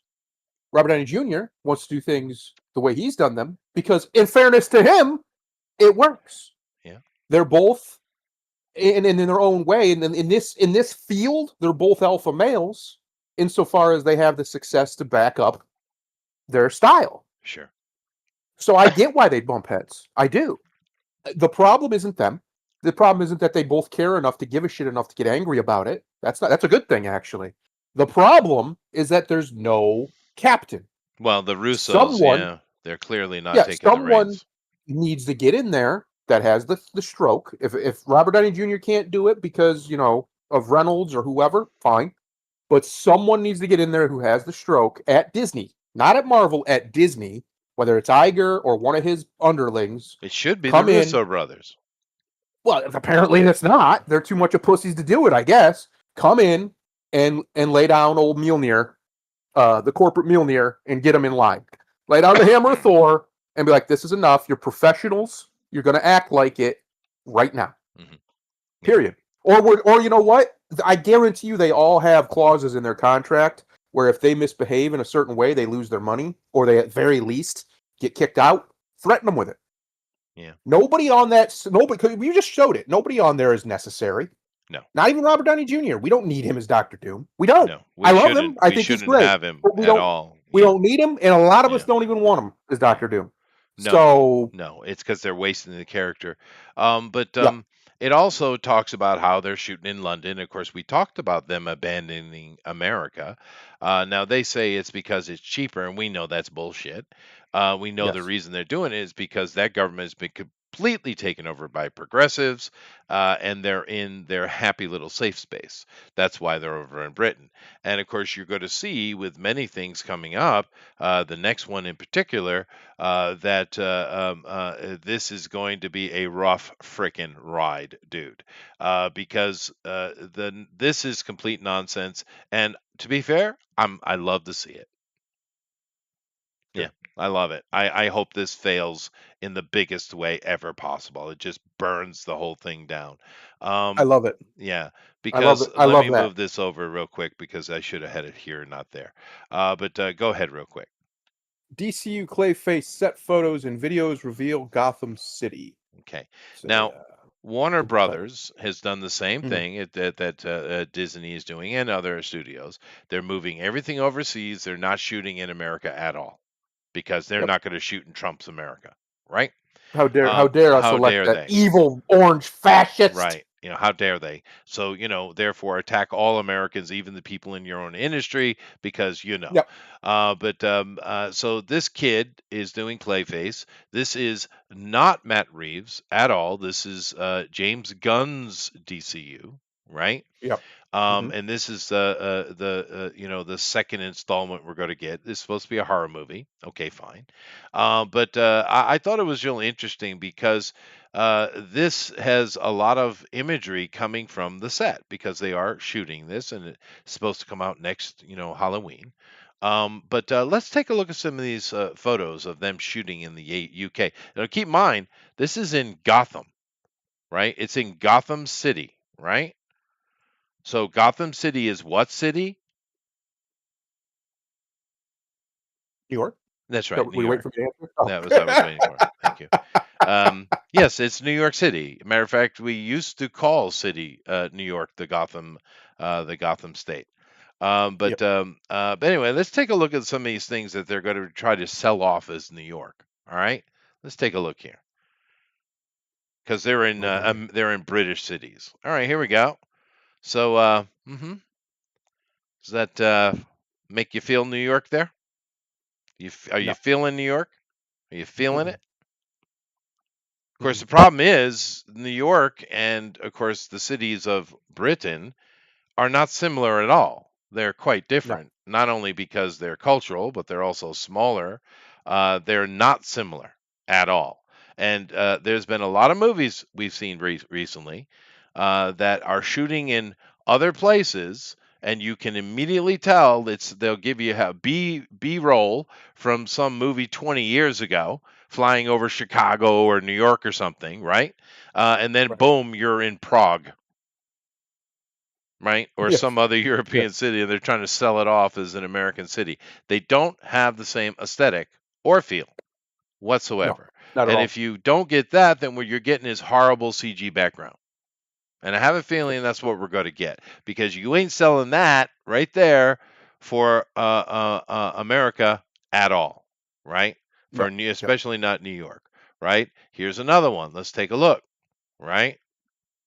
More imagery. We got a newspaper. Now it's interesting because this is supposed to be a New York newspaper, and it shows a little tag of this guy. But look at the way they're doing it, and the people who are obvious. Because one of the things about working in Britain is when you are doing a movie in Britain, a certain amount of your cast and not just cast, the workers on your movie must be British. This is a rule that the British have in place, and fair enough, they should do that.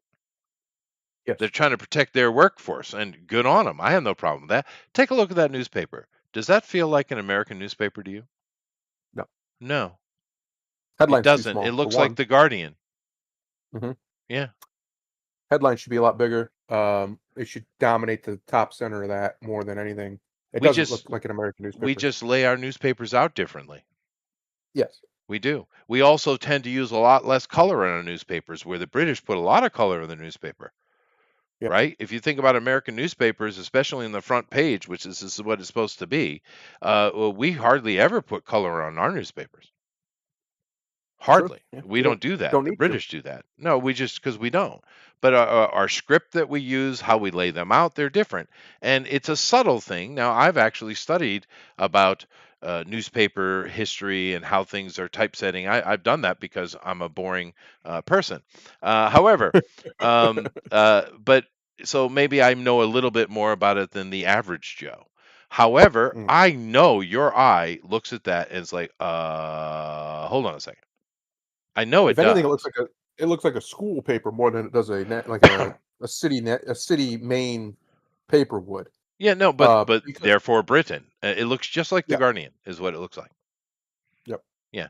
Yeah, one Um, of the things about an American paper is we use very big headlines, especially on the front we page, do. you're gonna We get a use big different headline. script, no color. Yep. It just the layout's different, and it instantly feels like a British newspaper, right? And the reason it Mhm. looks like that is because it's being made in Britain. What a surprise. Now, once again, I ain't got nothing against all those movie makers over in Britain. I ain't got no problem with it at all. I'm just saying that you're trying to, with James Gunn stuff, and of course what Disney is doing, they're trying to sell it as America but not doing it in America. It's not like they're taking a B team or a C team and going to an American city to catch B-roll. They're not doing that. They're just Right. screw it, we're doing it all in Britain, right? But once again, another example of that doesn't look like America. And this is what James Gunn is doing, right? This is not Matt Reeves. And thank God, oh, sorry. Thank God that we don't have that Jagoff involved in it, because you know, at least Matt Reeves is doing something that looks American. Why does that keep happening? That's weird. All right, let me go down further. Here we go. Oh yeah, this one here. I think these are police cars. Yeah. All right. So, all right. Well, that to be fair, the building in the back doesn't look American at all. The light posts certainly don't look American at all, right? Yeah. Mm. This carrier here in front of us doesn't look American. It is interesting how different things are. Look at the little cones in the front. Is that how we do our cones in America? No, it's not. Right? It's lots of little stuff. Now that's what is that? A Chrysler? Maybe. I think so, yes, I think you're right. I believe that is a Chrysler, or it Yeah. might be a it's hard to tell because they've homogenized cars so much that you gotta get right up on them half the time to tell. I feel it feels like a Chrysler to me. Yep. But whatever. So that's American, right? But everything Mm. else around it isn't, right?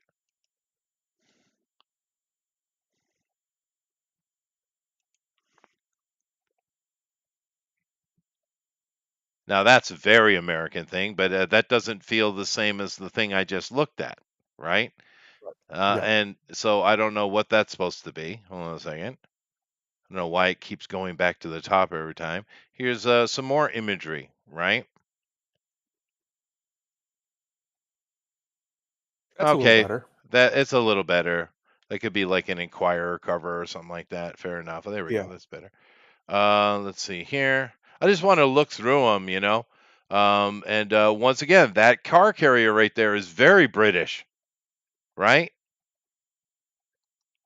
Crazy, Interesting. dude. You see my point I'm trying to make here. Okay. Yes. And it's one, it's because Trump bad, but it's also because they're trying to escape the unbelievable regulations that Hollywood as a whole has put on themselves Yeah. when it comes to labor and stuff. It's just ridiculous. Yeah, there's also that problem, but I think it's really just to be amongst their own kind because Britain, particularly England, is so captured by the progressive left that Hmm. I think they just feel more comfortable there. I think it's in the face of Trump, especially because he said he wanted to make Hollywood great again. How dare he even? Yeah. But look what the extent they're going to, and this is just one example. We talked about it a little bit earlier here with just this being shot. You're going to have a hard time making that look like America, and therefore, how are they going to solve it? Either they won't, and it won't feel right, or you're just going to get CG background everywhere, which is horrible. It's horrible, right?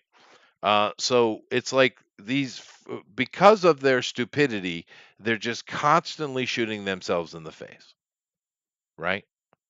Hmm. Yeah. Anyway, No, you're I right. I just I just wanted to cover that because these set photos coming out of Clayface, which is in progress, they're shooting it right now. It's because I've seen many movies of late that are being shot in East Europe, particularly, and they'll, like I said, they'll have that B roll from like 20, 30 years ago, right? They just paid Yes. pennies for, or even, maybe it's even free. They throw in like it's a flyover of Chicago or LA or something, and then boom, you're in some Eastern European city, and it's obviously you are, obviously, because they don't look anything the same. The people don't even look the same. They don't even move the same. Europeans move very differently than Americans do. Americans always have their shoulders back and their heads up. Europeans are always slunched over and looking down. Well, It Americans, I is, wouldn't say it is, they used to. Americans have largely, well, I wouldn't say largely, but there is a significant subsection of this of us who have lost that pride, that the way yeah, we but when you walk see and a movie and carry the ourselves. director says action, they still do that. Yes. Right? Yes. Because that it's just Americans think different. Because we are. Look how we're far away. It's a completely different culture. Just because America's got every race there and we have echoes of culture of the whole planet, we're still our own thing. Own nation, if you will. Yeah. The founders s- said it themselves. The founding of the American nation is Yeah. what they're after. They weren't trying to make a country. They weren't trying to make a state. That's all well and good. First and foremost, they wanted to assert themselves as an independent nation of peoples. Yeah. Of peoples. That's why it says we the people Yes. of the United Well, States of and America. that right there is also what should get right in the way of all these idiot progressives that are saying that anyone in the country deserves to be protected by the Constitution. And it's like, have you read it? Yeah, no, Because and it it's very because clearly says, "We the people of the United States of America, we that's right. the people, That's right. Americans, Us. us, Us. not foreigners. If you Not come into you. the country, you are not protected by our Bill of Rights. You are not protected by our Constitution. Now, we tend to extend it to you just because Yep. why not? But you're Well, it's not easier. technically covered by it. Right. The system's set up that way, so it's just simpler. It's Yeah, yeah, but you pragmatic. know what I mean. If you want to get down Yep. to brass tacks, you're not. Well, the problem is the Supreme Court has ruled that they are to certain extents, Well, they're but wrong, that ruling is incorrect and can be overturned, and just it like Roe should v. be. Wade was, Yeah, and it should be. yeah. Hmm. Yeah, no. Just like the 14th Amendment in birthright citizenship. No, that's clearly not what was intended. If you just walk in and have a baby, well, the baby gets to stay. Oh, you're its parent, so you do too. No, that's not what was intended. It No. was clearly intended for the children of slaves, and that's basically it. Birthright citizenship. Now, if you're of a citizen, like you're a citizen's baby with a foreigner, like your situation would have been, that's fine because you're a citizen. Sure. One parent is already legally an American. Sure. But just walking across the border and shooting out a kid, no. What? No, it's no nonsense. other country in the world would accept that. They're like, no, what? Complete Get out of here. nonsense. But anyway, just making a point. Here's another potentially infuriating article. New Knight Rider car could be Elon Musk's Tesla Roadster. Why? I'm going to take a look at what they're talking about here first, but let's talk about the concept of the idea. How many times have they tried to reboot this and failed? Doesn't work. Because 4? it was at least because this was lightning in a bottle is what Well, it it was also was. David Hasselhoff. It was the Hoff. David, pure charisma, cool car, even though it's a piece of shit car, but it was cool. It was lightning in a bottle, and they keep desperately wanting to find these IPs to make money off of. And it's like, dude, make something new. If you want to do something car related, well, have at it. Come up with a new concept. Try something. Make it fun. Make it interesting. But this is lightning in a bottle. We seem to forget that back in the day, everyone's like, oh, film was so much better back then. TV was so much better. Well, sure, the good stuff. Yeah, But there was you a know lot how of many garbage. failures came along, dude? Yeah. So many. So many. Right? Hell, this wasn't even on that long, I don't think, Knight Rider. Well, how many seasons do they do? A few. I am the perfect demographic. I grew up with this at the exact correct age. I watched it like religiously. But it was lightning in a bottle. They've tried to redo this, and it sucks every time because they 4 years. can't follow it. Yeah, that sounds about right. It was only on for because David moved. I'm pretty sure what happened is he moved on to do other stuff. But 4 years for this, and they keep trying to reboot something that was on television for 4 years. Like, my point, what I'm getting at here is, you're correct. You cannot remanufacture or even really manufacture cool. Once something's cool, it's cool until it isn't anymore. Hasselhoff from the early '80s when this came out to the late '90s was just cool. It was just cool at the moment. Yeah, he was just that guy. He was a TV guy, and it worked. Yeah. I mean, honestly, if it just doesn't, I'm not saying that someone can't do it and find success, but I mean, you're chasing something that doesn't have the legs you think it does. Let's see. Roger says, I don't think I like being a Tesla. He don't listen to him. He's just trying to convince you, and he's not a liberal now. Okay. I mean, I don't hate the Roadster. I think it's fine. Yeah. It's just I don't know. It just seems try-hardy to make it a Tesla, I guess. It's true. I was more interested in the fact that maybe no was my point. But as far as the cars, it's supposed to be said, I think, a little bit in the future, or a little bit more futuristic. Okay, fine. Therefore, we're going with EV, which doesn't make sense because EV just doesn't work. It has so many problems. What happens when Kit has to go into the snow? What happens if it's a rainy day for Kit? Poor rainy days for Kit. He, of course, I was making a solar joke, yeah, whatever. Don't care. It is a cool looking car, and of course, it's not real.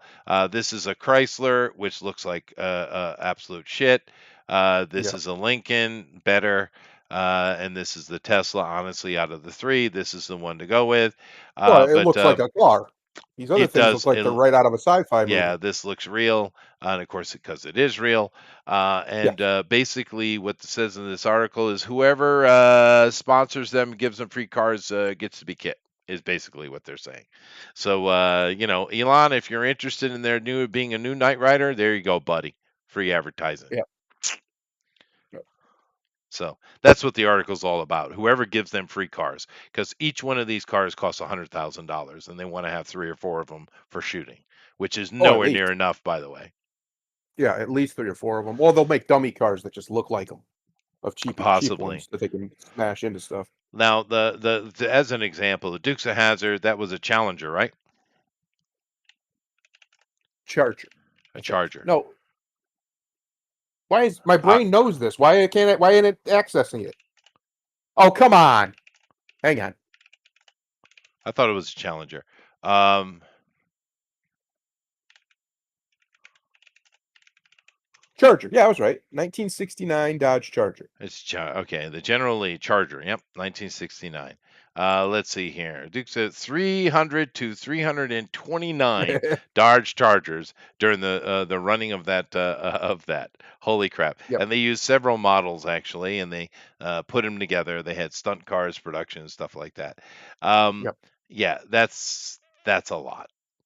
But they That's want quite a to bit. buy 3 or 4, but they want to have them. They basically want it to be given to them free. But anyway, and of course, here's a Charger in it itself. A little bit of Dukes of Hazzard love, but the simple fact of the matter is, yeah, sponsorship because they want to get it free, and therefore that whose kit will be. I say stop it. Get some help. Just knock it off. Get some Yeah, help. Knock it off. We don't need it. we don't need it. Most people don't want it. And listen, No. I like Knight Rider too. It was fun. Fun show. Kit was cool. Hoff was the Hoff. Well, But there's no one like the Hoff right now. Who's gonna be him? Who's gonna be him? Who's gonna play him? Well, I What's his would name? promote Something. Ice Cube. I'd say let Ice Cube do it because What that is a franchise killer right there. what is his? It's something Knight. What's his first name in the show? I can't remember. But David Knight. there's nobody who. It is David Knight. Okay, there is no David Knights out there. There's nobody who can pull it off right now in Hollywood. Or if they are, they're not going to do it because it'd be Yeah, step there's a down for couple, them. but they're not going to go down to that. Yeah, you Yeah, need an Hoff. unknown. Yeah. It was one of those times where there was still a lot of really cool guys, men. David Hasselhoff, who Yeah. were TV actors, and that's all they were at the time, and they didn't really have aspirations too much to go beyond that because that's where they made their nut. Yeah. They used to have a separation. Now they're all one Yeah, intermix. And of course, keep in yeah, mind, David also really loved music, and he did have a yep. successful music career in Germany. It- Um, and he's not bad. I don't hate his no, he's music. not I'll bad at listen all. to it. Yeah. Yeah, I'll listen to it. I'll listen Germans to it. love him. They do. He's kind of like Bruce Lee is in Hong Kong over there. Yep. Yeah. Yep. It's a big deal in Germany, which is funny because he's not German. But hey, Well, they love him. technically, I guess. Yeah. But anyway, I just put that up there because no, stop it. All right. Here's another thing that I'm kind of curious of Uh-oh. your opinion on it. Star Wars Starfighter has Top Gun Maverick cinematographer, there should be a comma, confirms Sean Levy. I didn't know they were making a Star Wars Starfighter. Is that a show? Is it a movie? What we It's a got here? show. That It's could a be good. series. Yeah. I don't hate the idea of a Mhm. show based on. I'm assuming it's based on Rogue Squadron or one of them, probably Rogue. I think that's actually a Well, fine it's called idea. Star Wars Starfighter, is what it's called. Yeah, I think that's actually a fine idea. They're one of the more interesting. George was so good at building worlds, man. They're one of the more interesting parts, especially of the OG trilogy. How they're there, they're very clearly a thing, but they're never really focused on outside of when they're fighting. Um, Rogue Squadron, the Reds. Mhm. I think that's cool. He got that obviously from World War II, and the squadrons there. Right. Even the dogfighting, they just stole it. Most of it shot for shot from historical dogfighting battles, which is also cool because that's probably not how we would fight in space. But we'll leave the physics of it alone. So I think this has potential. I think there is something to be said about using the Top Gun Maverick guy. Top Gun Maverick's amazing. Yeah. The cinematography of all of it's really good, but especially the aerial combat is phenomenal. Yeah. It does Well- exactly what it's even the beginning where he's just testing the plane trying to go past Mach 10, which spoilers, they've been doing that for 25 years. Yeah. Trying to go past Mach 10. Look Even great. that it looks great. It Yeah. has great tension. You're Well- invested. You're like, holy shit, he's gonna kill himself. Like, you know Well, what I mean? Yeah, but if you look at the films he's done, Life of Pi, Oblivion, Top Gun, Tron, F1, they're all beautiful. Whether they're Beautiful. successful or not, they're all beautiful. Yeah. Well, his job isn't to make it successful. His job is to make it beautiful. And he If does. it's successful, isn't his job. Yeah. I welcome this in theory. I don't welcome obviously Disney doing it because Disney Wars is trash. But this should have been done under Lucas in the 90s or early 2000s. And the fact that he didn't do it is just a Weird. black mark on him. Because he already had it down. Yeah, I know. The starfighter scenes in the movies are great. Yep. Yeah. Yep. Now to You be focus fair, on them, in his do prequel, more. some of Mhm. the starfighting stuff in there was pretty good. Yeah. Yeah. You do it. Focus on the fighters. Focus on the pilots. Um, and you just have a nice little human stories. Get away. Star Wars doesn't have to focus on Force users. That's the beauty of what he Yeah, created. that's One of true. the probably the best character is Han Solo, Oh yeah. and he's not a Force user. No. He's just a guy. He's And just a smuggler. one of the things that hurt, I think, in the prequels was they were fighting robots. And you see all these Yes, robot ships getting taken out. It just doesn't mean anything because there's no person involved. There's no that's right. consequences. There's no stakes. No Um, uh, skin in the no game. skin in the game. But this thing right here has got Ryan Gosling. Alrighty then. This is a series, by the way. This is a series, not a movie. Amy Adams, don't really know who she is. Matt Smith, Yeah, you do. I That's do. Amy Adams is the previous Lois Lane. There's that chick, that little redheaded girl. Okay. Matt Smith, there are how many of people named Matt Smith? No clue. Mia Goth, gag me with a spoon. Aaron Pierre sounds familiar. Simon Bird, I don't know these people. Since they mentioned Matt Smith, that must be the Doctor, the former Doctor Who, Matt Smith. Really? The guy who was in your Mobius movie, the one who played the bad guy. Oh yeah, okay, okay. But anyway, the concept, as you had said, even though I don't know about these actors doing it, Ryan I think Gosling Gosling. being a hero, it's kind of weird. Yeah, why not? But Why not? but I love the This idea. tells me that you still haven't watched that Fall Guy movie. The No, Fall Guy, the no, remake with him no, in it. fuck I that. get it. It's not the show. It's not. It's not. But it's really good. I think you'd I like don't it. care. If you turn off your brain of the other show and just let it be its own thing, he's phenomenal. I think you'd like it. No, because I'm just saying. he's wrong in every way. But it's not supposed to be the same show, Chester. It's It based on it. It's based on it. it should have no connection. They should use a different name. But whatever. In concept, They this is could have. cool. They should They have. could have. Um, It, the idea of this is great. However, I kind of think everyone's done, dude. I do too. I think Yeah, the ship has sailed. yeah. I think it can be saved, but it's not going to be under Disney. There's No, no way. no. It's too tarnished. The brand is destroyed, and they did it on purpose. They had a plan, and that Mhm. plan was to take the seminal, the premier young male brand, which is what it was, Yep. of all time in the history of mankind, and change it into something it was never intended to be by the original creator. And guess what happened? Oh, it failed. Whoopsie. Just like the very same reason that the prequels for a lot of the old school fans failed is because they lost focus. Yeah, George he lost his did. focus. He did. He should have picked the lane. That was the Yep. main problem with it because there were some visuals that were great, but it's like, Mhm. dude, are you going to make it for kids? You're going to make it for adults. Honestly, they've all grown up, so you should make it for adults. Just do something like a political drama, which is what it was. Just do Yep. that, But Well, or find the middle ground and do it for young adults, right? The original trilogy was aimed at 12 to 15-year-old boys. it was. That's not me saying that. That's George Lucas that said that. That's who his target audience was. That's why it works for anybody. Because 12 to 15-year-old boys are very, very simple creatures. Very simple creatures. So if you can please them, anybody can watch it and enjoy it. My wife loves Star Wars. Mr. Miracle's wife loves Star Wars. Like it doesn't take a boy to love it, even if it's aimed at that, because when you make it well for that demographic specifically, you kind of make it for everybody. Yeah. That's what Hollywood has, for some reason, forgotten, even though the King brand, or one it was before Disney bought it, taught them this lesson for 40 years.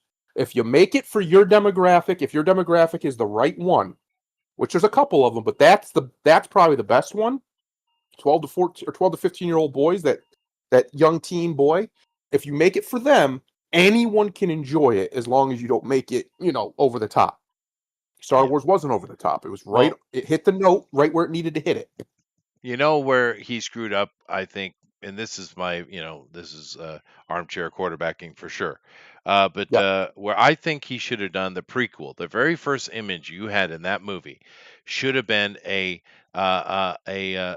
space fighter, like an X-wing, just screaming into the screen, Mhm. homage to the first one, and in a battle, flipping and just doing amazing stuff. And you have who we don't know is a fully adult Anakin, and he's Yep. just tearing it up, loving it. Like We 21 years old. 20 year Something old like that. Anakin. Yeah, we Yep. should have had Anakin the very first thing we seen, and then move on from there and do your political drama with some action. That's what he What should they have done. I've said this for years now. I think you can keep the story basically the exact same, but you shift it. And what I mean by that is exactly what you're saying. Anakin should have been presented and portrayed not just in the movie and to the audience watching it, but in the world, in the galaxy, as the hero, as a war hero, as a all these things. He should have been a celebrity. He should have been huge. He Yeah, should have been a big deal, and he that sh- should have been why the council disliked him and distrusted him, right. He because should have been his ego. Lucifer. Yes, he should have been the shining star who Yeah, eventually believed himself greater than all the Jedi, and yeah, that's why he fell. yeah. He Not screwed that because up. you could have had some of he didn't want his wife to die and stuff. That's fine. I don't think that's fine. That's a valid reason to question your beliefs. Everybody does it, but that should have been a joiner to his ego. We didn't really get to see his ego in play, No, and well, he because should have Christian showed that. Huygens, whatever that guy's name, and sucks balls. That's why. Yeah, Um, that too. Yeah. that's a problem. But no, But anyway, he should have been a superstar. He because that's yeah, what happened in like World War II and stuff. What was his name? I can't think of his name now off the top of my head. But he came back and became a movie star. The guy who won the Medal of Honor. he Like, did. Yeah, yeah, just saying, would have yeah, worked better. Would have yeah. worked better. Yeah, I can't remember his name offhand either, but he did. But nevertheless, good idea. I don't think it matters. Yep. Now this right here, holy crap, dude. Oh boy, another one, huh? We're doing this again. We're doing this again. Robin Hood trailer released by MGM Plus, and it stars Sean Bean. I like Sean Bean. I think Sean Bean's a fine actor. I don't Okay.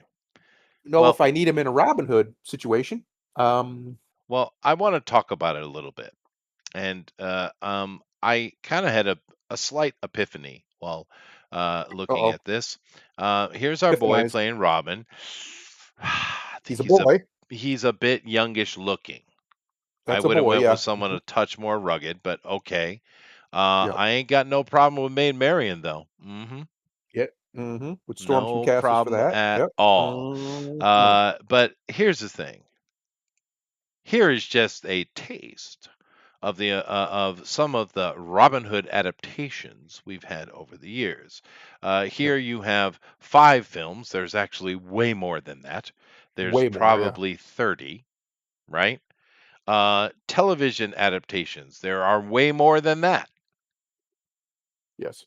Books and many other things, comic books, things that like the Green Arrow in DC, which is an indirect thing, as with Hawkeye. Um, Robin Hood has been done to death. Now, here's the epiphany. Name a historical or semi-historical or mythological character that has gotten more attention than Robin Hood. King Arthur. There are some, but nowhere near as many as Robin Hood, dude. Not even close. It's You not don't even think so? close. No. No, it's not even close. I checked. You're probably right. You're probably Yeah. right. Um, in America, you mean? No, Not in media. in media. Period. Yeah. Jesus. I would um, say no. There's more representations of Robin Hood than Jesus. think so. Although What about the Jesus got a devil? bunch. The What about the devil?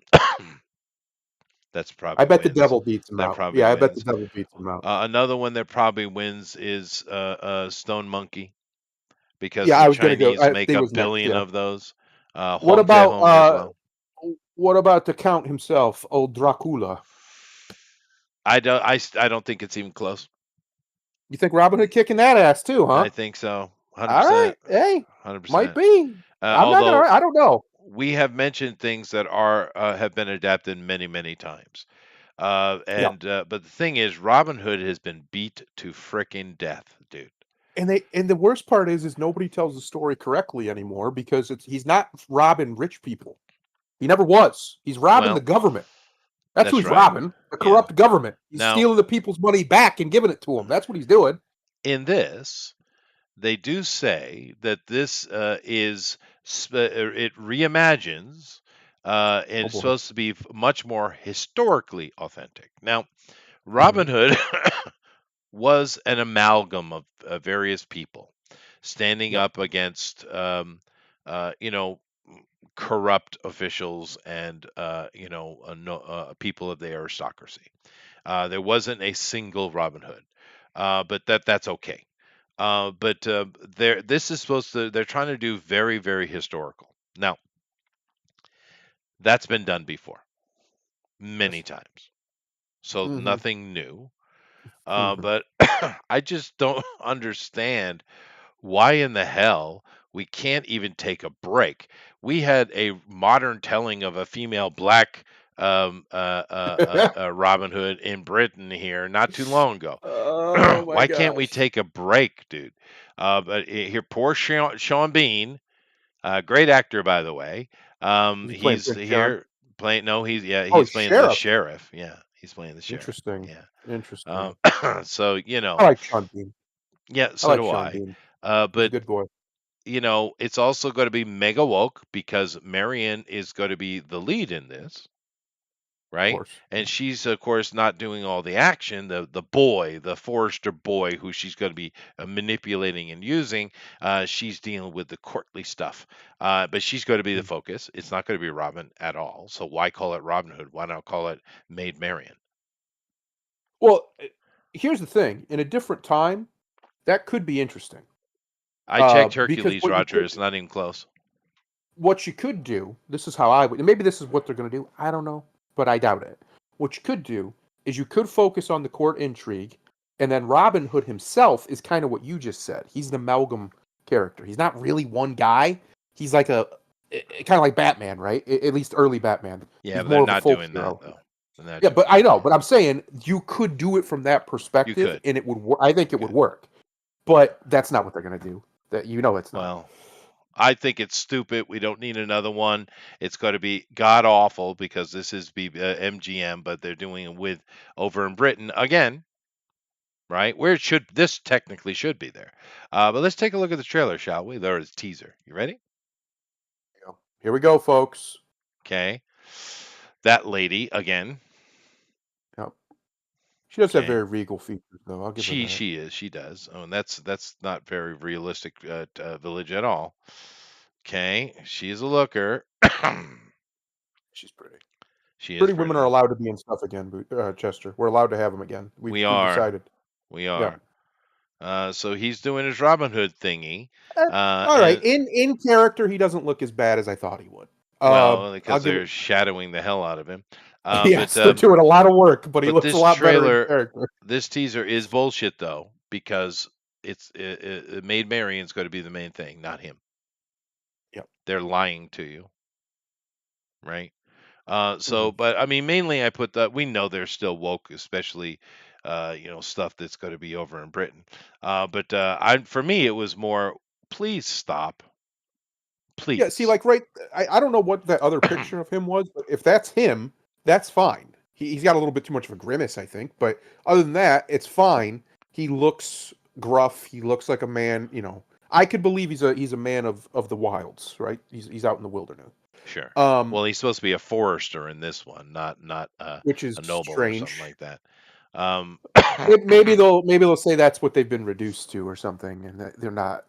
well, who But in knows? the OG story, I, he's I, just straight up a noble I don't that think gets anyone's screwed going to over. watch this movie anyway.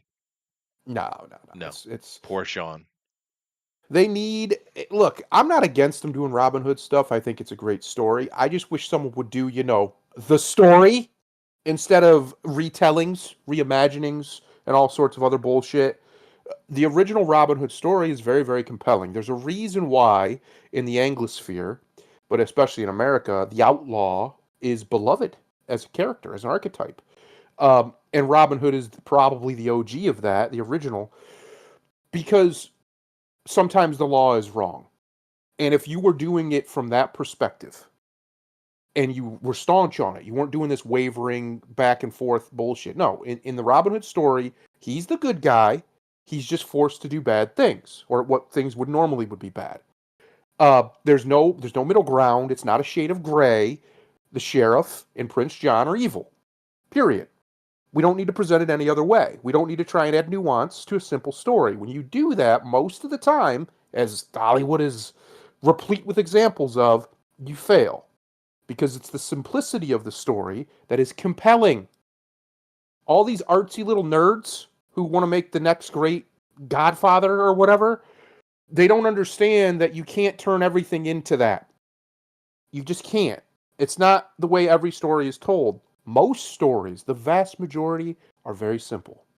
One point A, point B, point C, point D, point whatever, right? That's how you tell these stories. That's how we've told stories since always. The simpler is typically the better. Now, obviously, the more intellectual types want a little bit more complexity. I get that, but so what? Robin Hood isn't that story. It's not nuanced. It's not complicated. It's very, very simple. And it should be presented that way. You can do fun things with it, like Men in Tights, the Robin Hood Men in Tights comedy or whatever. You can do fun things with it, but at the end of the day, the story is still very, very simple. And it needs to stay that way. And I think one of the reasons why most of these modern adaptations, and really any adaptation since, I don't know, the 90s, I guess, have kind of missed the mark and failed, is because they keep trying to overcomplicate what's simple. Keep it simple, stupid. Just keep it simple. And let the story do what it does. They've done the same thing with King Arthur. The Arthurian legends are most of them very, very simple. Very simple stories. One of them is literally to go find the Holy Grail. He sends his knights out to find the Holy Grail. Like that. That's, you don't get much simpler than that. It's a little fetch quest. Pretty simple. But we always got to overcomplicate in the modern world because I don't know why. They just like to be miserable. I'll get into this a little more when I do my Superman review later. It's apt to that. Just simplify. When great art is made, it's not when there's nothing more you can add, it's when there's nothing more you can take away. That's when you know. Simplify.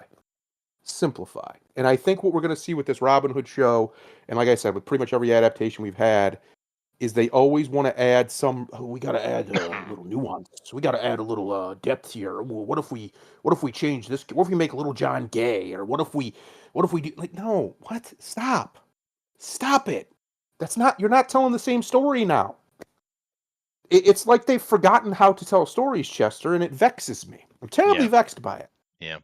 Well, what I thought my brain is talking to me because I know Right. history stuff. Now, Mm-hmm. what if instead of telling the same damn story over and over and over and over again, why don't we take this great actor, Sean Bean, and have Okay. him to be an older Robin Hood, Robin of I love it. Locksley, Love married it. to Marion, and Mm-hmm. working with Henry III after that John is deposed, right? Henry III comes in. He was a long time king, one of the longest in their history. Henry III. He's also the one that came in and demanded the Magna Carta be a thing and pushed the charter forward. Remember, John Correct. betrayed them, right? That's he did. Um, now, what if you had a story where Sean Bean's Robin of Locksley is helping this king, who is the son of John, to be fair, but he was much better than his father, helping him to maintain the charter and bring the future of Britain forward. And there are Bring order. threats, Yep. say from the French, because there were. And And here's you how you have, do it. yeah, You tie it back into Robin Hood. Real simple is in order to maybe they're the threats they're facing. Let's say it's the French. They're fighting dirty. They're yeah, doing Robin Hood style guerrilla tactics. So yeah. he has to put on the cape and the cowl again and get to work as an older man. Could be great. I'm just saying. Yeah, He has to no, he has to that would teach have the been more king. that would have been different and more interesting because no one's given us Yeah, this.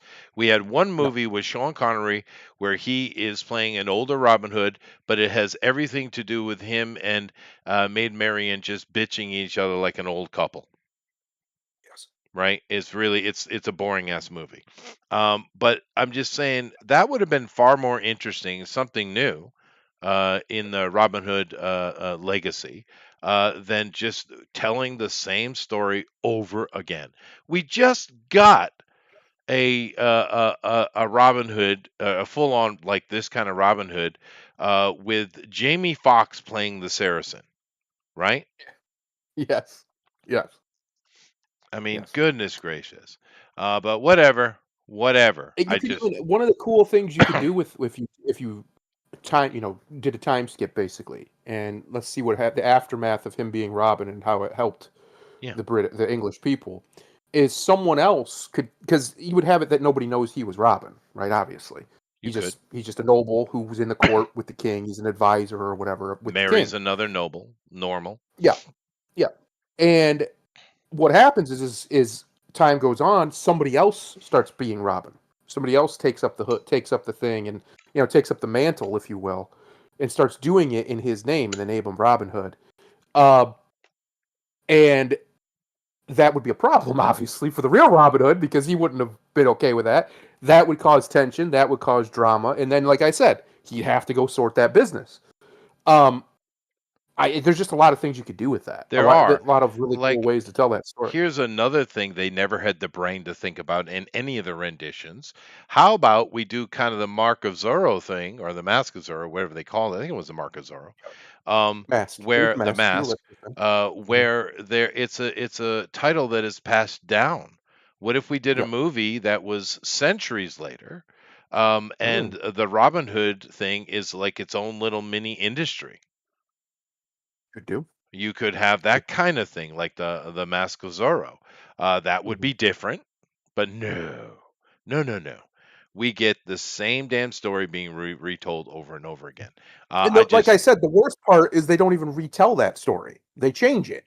They just use the setting and the names and the places, but they don't really tell that story. I'm trying to think the last time we had a movie that was real close to the original tale or tales, because there's more than one, of Robin Hood. It's been a while. It's probably been a Kevin while. Costner. Yeah, probably Kevin His Costner's, was which is straight up, 30 years ago. 30 yeah. years ago. But there's been Um, many in the interim, many. yeah, Yeah. yes. But anyway, it is impressive how much the Robin Hood idea has influenced culture around the world because it's not just how many Robin Hoods there are. There are so many things that are based upon the concept of Robin Hood. So Yeah. many things. It's just impressive how much this story of this character impressed the whole damn world. Although, once again, no problem with Maid Marian. I'm good with that. She's very pretty. She Very, is. very pretty. Very good features. That's my type. Yeah, she's not bad. Not Yeah. bad at all. Would Yeah. not kick her out of bed for eating crackers. Like, No. nope. No. Well, Nope. maybe. Eat them crackers. Eat them crack. Well, No. after I have sex with her, then I will. Okay. Clean Well, that up. she can eat the crackers in the dining room on a plate. Okay. Anyway, let me move on here. Neat Freak, Street Fighter, Noah Centineo, and Orville Peck tease their roles. Now, I forgot they were still making this film. right. But it looks like they're just making a straight up, action flick. Fair enough. I mean, Um, it's I, Street Fighter. We don't need to yeah, get deep. Again, keep it no, we simple. didn't. We talked about some of the other people that are being brought in last time. But there's two guys, and now this guy right here, great physique. You're in good shape, dude. The hair, though, buddy, buddy. We got to deal with that. He's playing Ken Masters, by the way. Oh boy. Well, I mean, he'll be all right. I think they need to Yeah. fix that hair though. That hair is a mess. Yeah, these guys. This is and he's got a guitar right there. Is We he on a know. boat? Yeah, What is going it on kind of here? feels like it, doesn't it? It does. I think he is on a boat. However, it's like we know this guy. We know this guy, and we Yeah. all collectively hate this guy. Yeah, he's douchebag. He is the ultra douchebag. And the Vague. worst part is women still sleep with him, and none of us normal guys are like, "Why? What are you doing? Yeah, He's a they do. douchebag. They do. He might be a pretty douchebag, but he's still a douchebag. I promise you, he's gonna hurt your Dude, feelings." he's that surfer douchebag that has the frickin' guitar all the time. Yep, That yep, asshole. Yeah. yep. Um, but You oh just wanna take goodness. the guitar and smash it over his head because he's annoying. Uh, Ugh. but that doesn't mean he won't be good at doing the role. I'm just like, wow, okay. Yeah, But Vega, I think it's interesting in this picture. We don't get to see his face. Perfect. wonderful. I don't Yeah, know what's going on with those pants or those shoes the gentleman's wearing. yeah. Well, he's I have European. questions. He's European. Well, that answers it. He's Yeah. gay. Gotcha. But Yeah. I don't mind that look for Vega. Looks fine.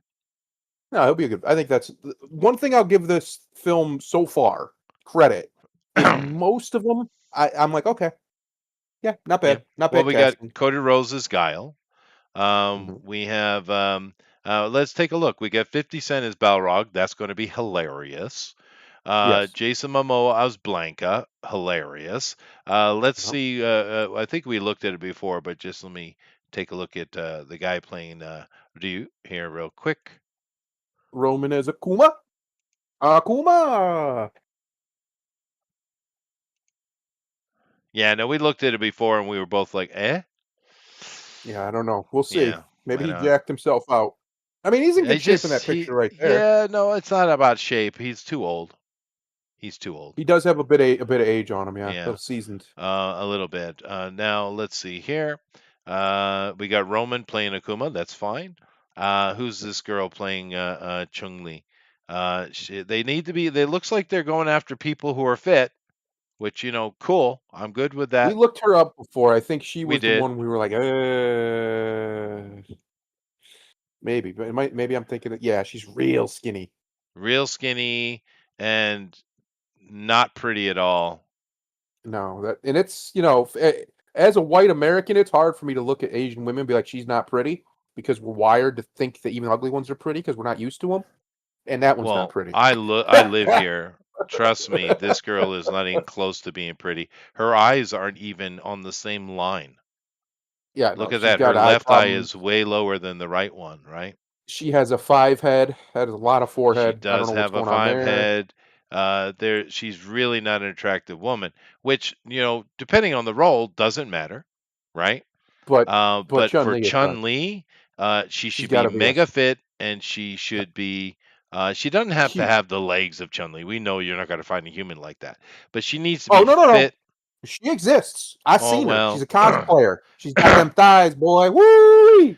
but Chun Li I should be seen her. pretty though. I think. But Yeah, she should be Chun-Li should be yeah, that's the right word, pretty. She's not yeah, necessarily hot. She's pretty. Very pretty girl. who's playing Honda here? Hyundai, Hyundai. Better be a big old fat boy. He Better be better. a big Well, boy. why don't you just get an actual sumo? We have plenty of them. There are as many. Oh, this Oh, it's a wrestler. wrestler. No, I I know thought this it was. guy. I thought it was. I thought it was No, him. that's not correct. I know this guy. I know this guy. He's popular over here. Here he is with his Oh, family. But no, this is me? not Honda. What the hell are you doing? You have an entire country full of freaking sumo wrestlers. Go get one. Honda Yep. doesn't say much anyway. Just go get yourself a big old sumo guy. I don't know what that is. That's dumb. Let me see here. Because this movie probably will suck balls. But Yeah. if the action's good, hey, it's like going to I'm see pretty Jurassic Park for the sure dinosaurs. I'm pretty sure the wrestler Kenny Omega was gonna be in this too, but I don't know if that's not happening now or what. Now that guy is great But, on the mic, so if you can yeah, get him, we'll you see. should get him. Let's see here. Let me take a look at what Indian we're getting. This is Dot Not Feather to Dallas play Slim. Dalsim. Yeah. Let's see Fucking who hate we're Dallas getting Slim. here. Oh, he is Always a pain in hated the fighting ass. Dallas He is a Slim. pain in the ass. That is true. No, no, he's a pretty boy. He's a He's a pretty little too boy. jacked, We're gonna a have to shave your little too head though, beefy. there, pretty boy. Yeah, well, he'll be all right. I'm sure. Look at him. He'll be okay. Yeah, He's no, he's bald. a pretty boy. He's not lean enough. He needs to be long and lean. He does, and Dalsim is not really pretty boy anyway, but I mean he is a pretty boy. Good Good, looking man. There are yeah. randomly there are Indians that are just gorgeous. There I don't know are, what happened yeah. to the rest of them, Look at but it's this. just randomly. Oh yeah, this guy's absolutely ripped, dude. All right, you go, Yeah, he's buddy. shredded. Super Um, low body fat. yeah, good for him. Let's see here, Bison. This is a kicker right here, dude. This is a kicker. He's Bison needs, important. well, because we know Raul Julia absolutely owned the entire movie, right? He did. Which he does. That's kind of was his deal. It's kind of true. Yeah. So, oh, this Oh guy, the no. polka dot man. Well, he doesn't have the body for it, but Let's see him in the outfit. He might be able to make it work because he's really good. He's a really good actor. He's also the guy yeah, who yeah, plays in Late Night with the Devil. He's the yeah, star of he's that. amazing in that. So, Yeah. it might be cool. It might be cool. Yeah, it might be cool. Let's see Um, him in costume. yeah, yeah, Well, yeah. then we'll know. We'll give a pass on that. Let me see. Anybody else we got here? I don't even know who Dan Hibiki is. I have no clue. I've never heard of that character either. It must be a new one, a modern one. Yeah, maybe.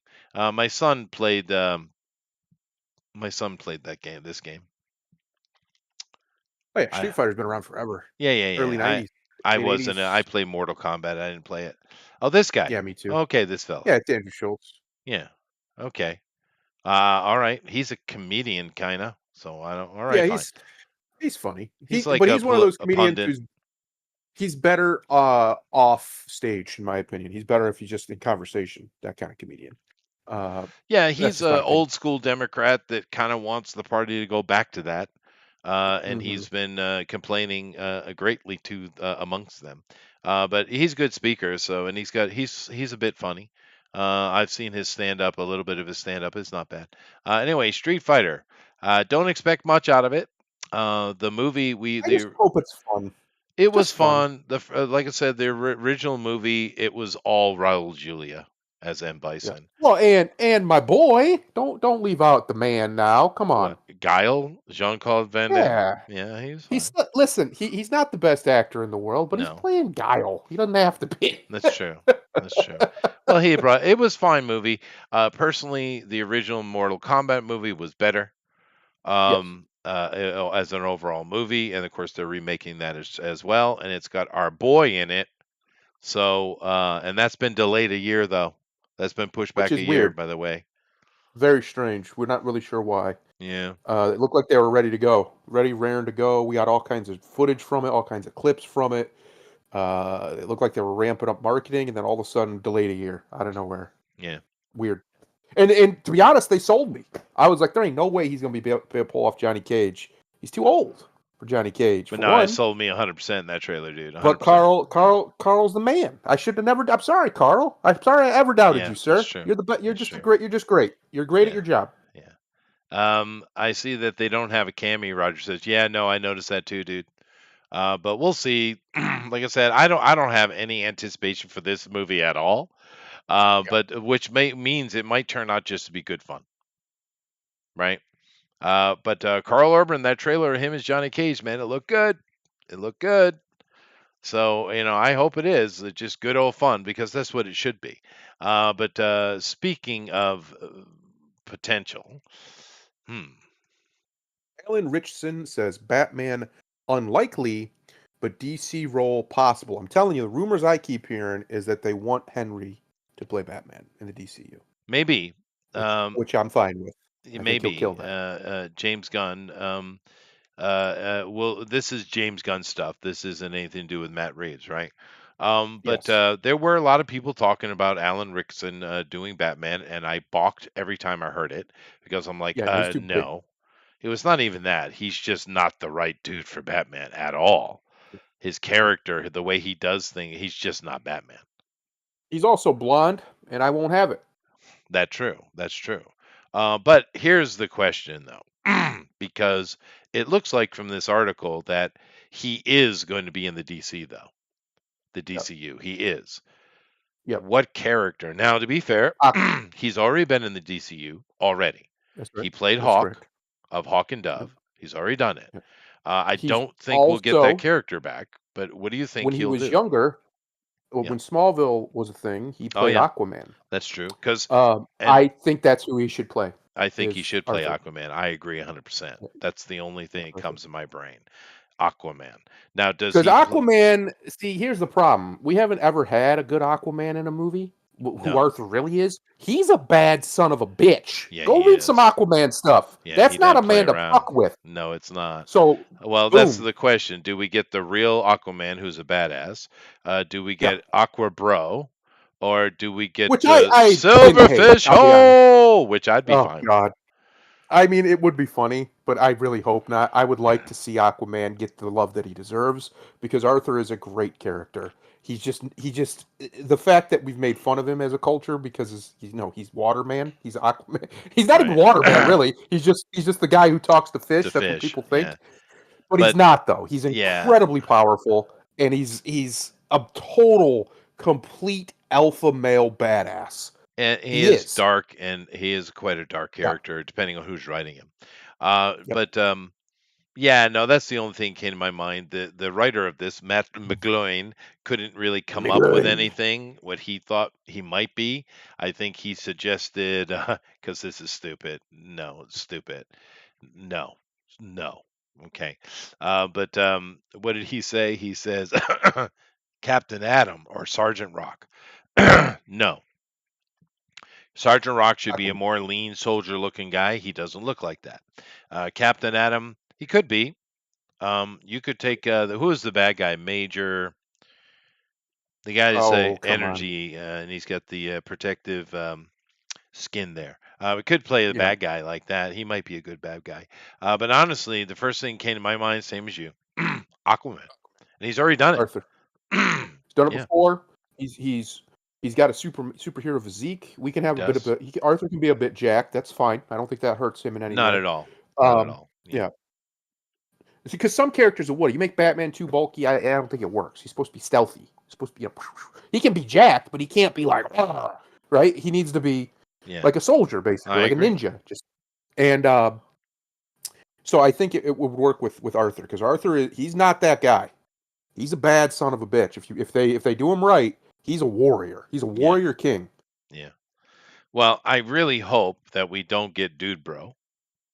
That's that. I don't Which want that.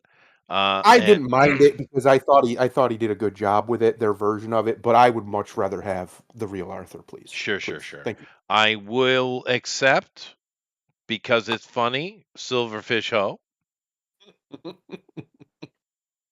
You might Uh, get a little bit of that. It is James Gunn after all.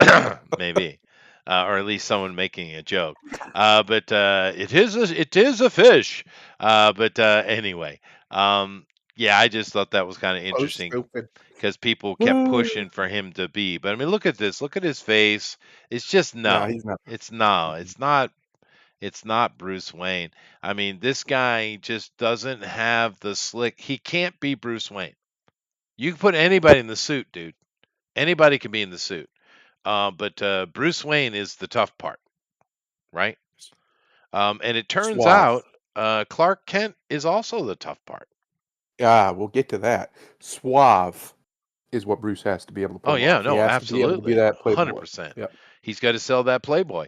But it really is interesting because we've seen many people, animated or not, try to do the Clark Kent thing. But who did it best? Who did the best Clark Kent? Animated or live action or just live action? Well, let's stick with live action since that's what we're talking about. Hmm. Probably our boy in Yeah, '78. Christopher I mean, Reeves. he I he think nailed it. he's I think he's the best if you include animation as well. He just Yeah, 100% nailed Clark Kent because he did. Clark Kent is a costume. That's right. He's He a goof. nailed it. That scene He's a where dork. he's going to reveal himself to Lois, and he takes those glasses off. The transformation. That's right. I mean, Immediately, that is an actor, buddy. like he was a transformer going into Autobot mode instead of car mode. Like he just transformed himself. His entire aura It transformed. was badass, wasn't it? Yes. It's a Yes. that is a go. If you haven't seen that, go watch that because it's really impressive what Christopher Reeves did with that. He went from bumbling character, the costume that is Clark Kent, took them glasses off, because people always make that joke about, as if no one would notice that he's a Superman. Christopher Reeves made you believe, buddy. I think he took it as a personal challenge, actually. But yeah, so and of course Bruce Wayne is different because Batman is Bruce Wayne, right? Yes. Batman is the costume, right? And it's an essential, helpful costume, not only for him to succeed at what he does, but also for his own psyche. But Bruce Wayne is Bruce Wayne. Kal-El is Kal-El. And there ain't no way in the world Rickson is pulling off any Richardson. Bruce Wayne. Ain't happening. No, he wouldn't be able to do it. He Yeah. could pull off Arthur though. I think he could pull off Arthur just fine. Because he's done it already, and two, I don't mind Arthur being he should be, especially the versions of him I always liked. He's not a pushover. He's not soft. He's not cruel, but he'll fuck your shit up if you mess with him, and he's Yeah, not afraid of it. and I think He'll take Arthur on is a good gods. choice. Arthur is a good choice for that. Well, he is kind of a god, isn't he? But Yeah. to be fair, I don't know that we've ever had a good Bruce Wayne. I don't think anyone's captured it correctly. What about Val Kilmer's Bruce Wayne? It was better. It was I'd because I'd say his was the best of yeah, the Bruce but Waynes. because The rest of that movie, well, not so because the much. problem But is there's two Bruce Waynes is your problem, yeah, right? yeah. You have the true Bruce, who is a bit brooding and serious and pedantic. And then you have the fake Bruce, which is the playboy out in public. He's much more sophisticated and complicated than Superman. Superman's easy, right? Bruce is a complicated character. Well, you would think Superman is easy, but again, we'll get there. Well, yeah. I haven't seen it yet, but I kind of already know what you're going to say. But with that, go ahead, tell us what you got. All right, so I waited until it was out on streaming so James Gunn wouldn't get any of my money because I don't like him. Yeah. So I found it out there on the old streamies and I watched it. Here, I'm going to start off with a big negative right out of the gate. What the thing I was worried about, and that the trailer warned us was going to happen. The very first time you see Superman, you remember in the trailer how it opens? That's the opening shot of the movie. I knew it was. That's the opening shot of the movie. He just got his ass kicked, and it literally just says basically he just lost his first fight. Now it's explained by who eventually, and blah blah blah blah, and that's fine. I'll get to that. I don't want to give away too many spoilers, but that alone, to me, was always a big problem, and it drops off this movie immediately 2 points in my overall score. Superman should not be presented as someone who loses fights. I'm not saying he can't, but you shouldn't present him that way. Don't It start defeats it the that way. purpose. Yeah, it defeats the purpose of him. He is supposed to be hope. He is the titular hero of DC. He is the guy who's at the top of the pyramid. When things are looking bad, he's the one you look to. That's the point of him. So if you start off by showing him get his butt kicked, which they don't even show it, he just comes crashing into the scene, beat up. That's a problem. I will say this, besides that, which is a James Gunn decision, it's not the actor or even the director. Well, I guess he's the director, but it's not the actor's decision. Outside of that, when he's Superman, this is the best on-screen Superman we have had since '78. He's kind, he's loving, he goes out of his way to protect everybody, even the insignificant people. He goes out of his way to avoid killing anything at all, completely, if he can, even monsters. And he gets, even to one point, he gets very sad when one of the other heroes kills a monster, basically. He ain't got the swag of Henry, though, dude. No. But that alone, I get your point. Yeah, is correct. That is the most correct thing we've seen out of a live action Superman since Christopher Reeve in '78. He will not tolerate, and it's not like in a mean way, he'll go out of his way to save life. Period. Not just human life, life. He saves a squirrel, he saves a dog, he saves people, and he saves life. He protects life. Yeah. That As you that should. that's Superman. It is. Here's the problem, and this is James Gunn. I don't blame Corn Sweat. He just did his job. In order to convey that he has an innocence about him, because Superman should, they made him naive. Superman's not naive. He's not. He No. can be fooled, but he's not naive. This Superman comes off as naive. And I don't like that. He's supposed to be 30 in this, right? That's the age they've set for him, which is, Superman's perpetual age. He behaves like he's 20 years old in some of these situations. That's wrong. Sorry, James, that's just wrong. He's Sure. supposed to be a 30-year-old man. He's not Superboy here. This is Superman 3 years into his Sure. career. If it was Superboy, that would be fine. Yeah, that's fine. Well, I saw the scene where he got mad and threw the desk. That's not Yes, automatic. that's not him. Yes. And here's the problem with that scene. In context, I understand why he's angry. Because there's more that happens before that. Sure. He would be angry. But he shouldn't anyway, respond that way. And here's the other problem. Here's what I was hoping. That this was going to be an out of character moment for him, right? And that's how it was going to be presented in the film. It was going to be him maybe learning a lesson, whatever. Okay, fine. Yeah, I don't really need Superman that. I don't really need that, but that's not what happens. There's no point where he has a moment of reflection and realizes that was wrong. Even if it's to Lex, who deserves it, it's still not how he can carry himself. There's never that moment. And that's the problem with this whole film. Where's the introspection from anybody? There's never a moment where Lex does, which, fairness, it's Lex. There's never a moment where Lois does. There's never a moment where Clark does. There's never a moment where any of the characters, any of the other heroes do. There's never a moment of introspection in this superhero movie. And that's wrong. The reason why superheroes have existed for 100 years and still to this day and will continue to isn't just because they have superpowers and they do big battles and it's fun to watch. It's because they teach you a moral lesson. Usually it's about courage and things like compassion. Fine. This movie doesn't really try to do that. I couldn't tell you what the moral of this story was. The only thing I could give you was that Superman doesn't give up. Great. He shouldn't give up. Superman should never give up. I appreciate that. But other than that, tenacity, I guess. There's no grand moment where you realize this is the lesson that they're trying to teach you. This is what they're trying to show you. That doesn't happen. Here's what I think Mr. Gunn did, and I'll get into the other characters. This is just overall. He saw Homelander, and he's like, what if Homelander was a good guy? And that's the movie he made. That's not Superman. Okay. I get that Homelander's supposed to be a dark parody or whatever of Superman. Sure. But it never worked because Superman wouldn't ever do the things that Homelander does. Period. And to the point that, and this is kind of a spoiler, so if you don't want to hear this, people don't listen.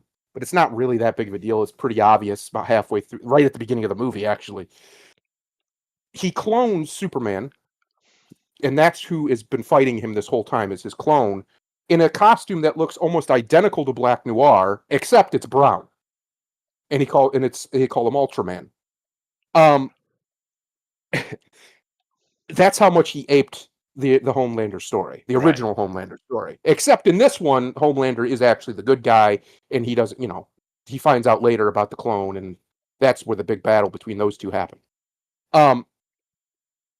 It doesn't make any sense insofar as Lex's whole goal here is to kill Superman, destroy Superman, his image, and him as a being. Okay, that's fine. Which is that's always Lex Luthor's yes. goal. Yeah. And he largely achieves it. He achieves destroying his reputation by, the rumor is true, spoiler, the rumor is true that the message does say, and by all accounts, the movie presents it as a credible interpretation from Jor-El and his mom, whose name I can't remember, that they sent him there to conquer Earth. That's what it says, which is ridiculous. That's not incorrect. Yeah, but okay. Yes. So he took that from Invincible. Great. Exactly. This is my point. He took a bunch of other movies and properties that are based on Superman effectively, or have characters that are Omni-Man, Homelander, and he melded them into his own version of Superman. That's not Superman. Right. It's just not. Those characters were based on him. Superman's bigger and grander than all of them. So what I was talking about earlier, keep it simple, James didn't do that. Not only did he add a bunch of characters that largely didn't need to be there, the Justice Gang, as Guy Gardner keeps calling them as a joke in the movie. If you didn't have them there, it largely wouldn't have changed much. The scenes where they do stuff that needs to be done were literally written just so they would have stuff to do. You see what I'm saying? Like the plot didn't need them. Yeah. The plot is a mess. I don't know what it was. All I know is that Lex set up a bunch of stuff to try and kill Superman, and that's about it. But the problem is, if his goal was to kill Superman, he has Ultraman, which is a clone of him, which is presented as stronger in every way than Superman in this movie, which is fine. Okay, whatever. But he's dumb because he's a clone. So Lex controls him, and they've set up a battle strategy, and Lex has all of Superman's moves figured out, and every time they fight, Superman gets his butt kicked because he knows all his moves. All that's fine. That's very Lex-like. Okay. Except, once he had him smeared, why the shit didn't he just send Ultraman to kill him? I have no idea. I got no answer for you. The movie just lost any sense. Exactly, just because he wanted the plot to go somewhere else. But that's stupid. It falls apart there, largely the plot does. Up until then, it's mostly okay. Now, going back to the characters. This is the best on-screen characterization of Superman. Go ahead. Real quick, just to answer the question that you did pose, his mother's name is Lara Lor-Van, just so you know. That's right. Correct. Going back to the characters themselves. Superman, I don't have any problem with the characterization insofar as he is a little naive. He has a little bit of like boyishness to him, which he shouldn't. He is Superman, not Superboy. Which is why Reeves is still the best, because he was a man. He wasn't pretending to be anything other than what he was. He was a man, yeah. And there's a little bit of that, but he is brave. He is kind. He does the right thing, even when it seems like everybody thinks it was the wrong thing. That's Superman in a nutshell as a character. He always does the right thing, or he'll die trying. They do that. They show you that. That's great. Best on-screen characterization since '78, but Reeves is still the best. It's not even close. That being said, his Clark Kent is terrible. His Clark Kent is terrible because, one, nothing about him is Clark Kent. I'm sorry, he's just not. He doesn't have the awkwardness. That's the right word, by the way. Clark is supposed to be awkward. He's not cool. He's awkward. He's not a misunderstood nerd. He's not any of that. He is awkward.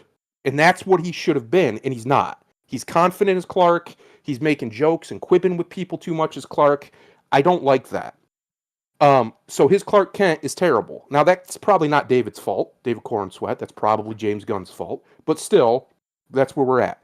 Also, Mr. Corenswet is not a good-looking man. He's just not handsome enough to be Superman. I'm just going to say it right now. Yeah. I don't know if it's the way they shot him or what. Maybe he is in better angles. Maybe it isn't his fault. I don't know. But there are times when I look at him and I'm like, you know what I mean? Like, that shouldn't happen when I'm looking at Superman. Like, he's just, the way his face moves, like there's a smile near the end that he does with him and Lois. He makes this big smile, and it's just not a nice smile. Like, he's supposed to be Superman. He should be good looking. I have a question. This isn't wrong. I have a question. Yes. Maybe you can answer for me. Now, knowing James Gunn, he's going to completely miss an opportunity because it's James Gunn. So if you're going to clone Superman, there have been several, but there are two that would be the best to do. One would be Bizarro, right? The other, and more accurate, dealing with Lex Luthor anyway, would be Con-El or Connor Kent. Yes. Now, it sounds like they didn't do the obviously useful opportunity for the future. Well, maybe they did. He is Ultraman in this by name. They call him that directly. He's dumb. He doesn't. I don't think he even says anything in the whole film. That clone. I don't know So if he he's can. literally dumb, as in. Okay. Yes, but the way that he is disposed of, I could see potentially him coming back as Bizarro and not have Bizarro be from Bizarro World or whatever, and just be a messed up clone of Clark. Potentially, I don't want to spoil it fully, but I think that might be what he's going to do. We'll see. But regardless, that was my first thought too. If you were going to do a dumb clone, well, why didn't you just make him Bizarro? Yeah. Would that have been way easier? But whatever, he didn't, and it's really because he just aped Homelander's story. That's what he did. Except Homelander's a good guy and he didn't turn bad, which is retarded. That's so bad. Yeah, There's because so many great Superman stories you could have told, and that you ripped off one that isn't. What are you right. doing? I mean, Ultraman is just Kal-El of Earth 3. He's Yes. not a clone, actually. Yes. They just kind of make a collective that we need to start killing villains and make the world. It's basically Injustice, is what it Yes. is before Injustice. So that's weird. They call him Ultraman. I noticed they did because I saw the marking on his chest in the trailer. But I'm kind of surprised they didn't. They didn't make Connell or Connor Kent. They Because might still, because they've established that they can clone him, or Lex can, so they might still. One of the things they did establish is that because it was a clone, it lost cognitive ability. So maybe that's how they'll get around Connor being weaker, is in order for him to keep his, have a brain, they had to weaken him or mix more human in him or something, and now he's not as strong. Maybe, I don't know. Maybe I'm giving way too much credit. You never know, but that might be. how about other characters? Okay, so moving on, we're gonna stick with the main two, Lex. My boy Nicholas Hoult. I love Nicholas Hoult. I think he's a great actor. He's not Lex Luthor. He's not even close. He's not manly enough. He doesn't have the bravado. He doesn't have the indomitable I'm better than you arrogance that Lex has. Yeah, we only get those in the animated, dude. We don't. That's the only correct ones we get are animated. Yeah. Lex Luthor, while it looks like he is envious of Superman, is not envious of Superman. It is not envy that drives Lex, which is his motivation in this movie. Directly, he even says that. Yes, he says that's exactly what it is. No, he is not envious of Superman. He loathes Superman.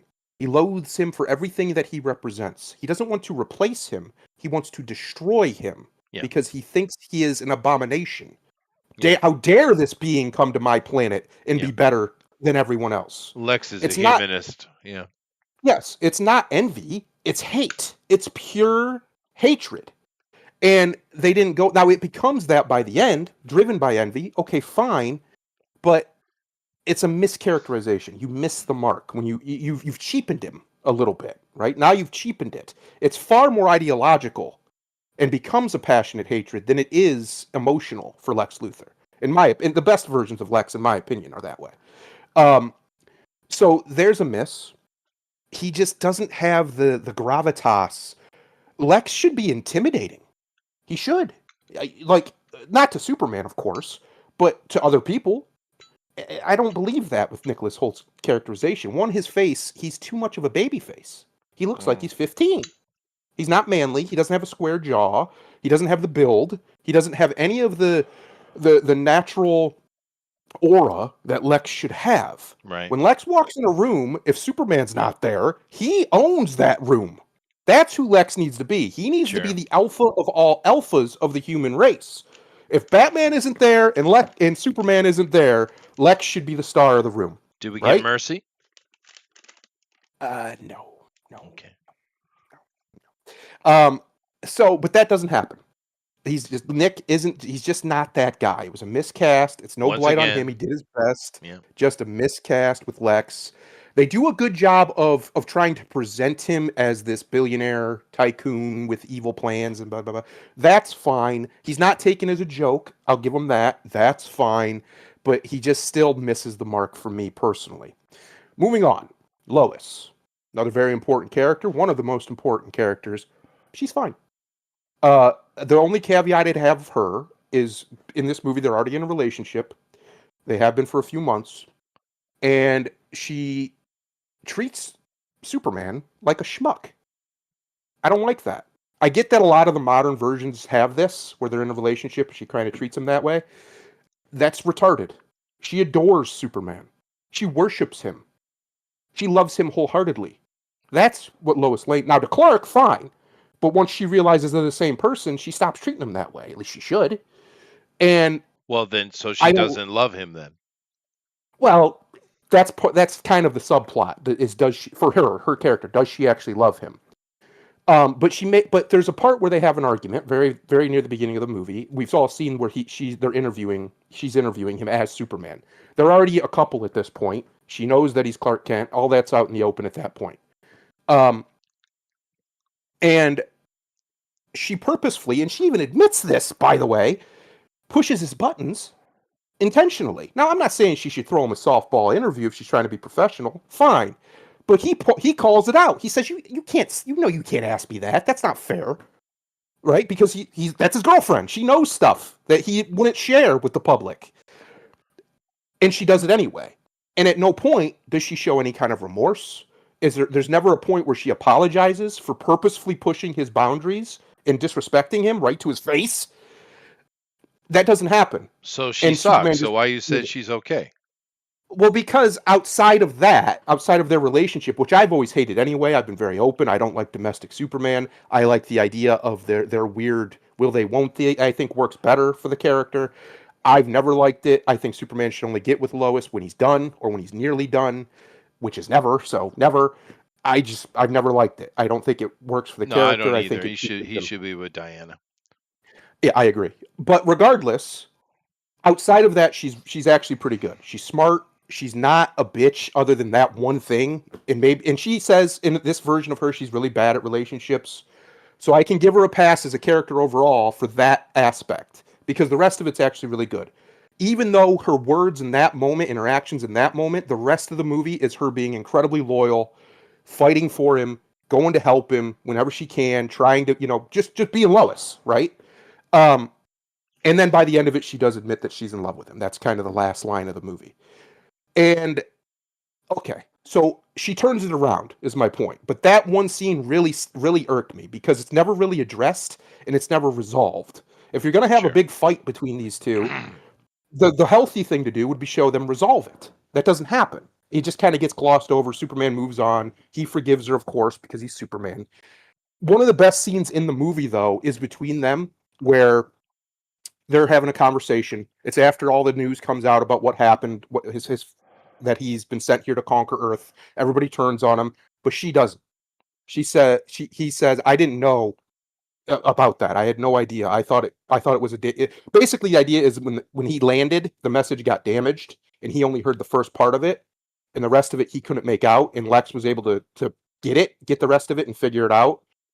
Now that could mean that Lex manipulated it. I don't know, but that's the idea.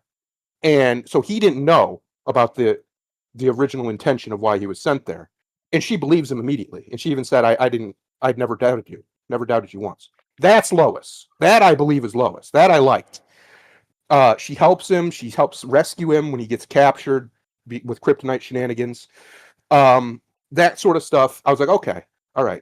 She might have been coming off as a bitch at the beginning, and she was, but that's the Lois Lane I want to see. The one who's she's with him. She'll ride or die with Superman.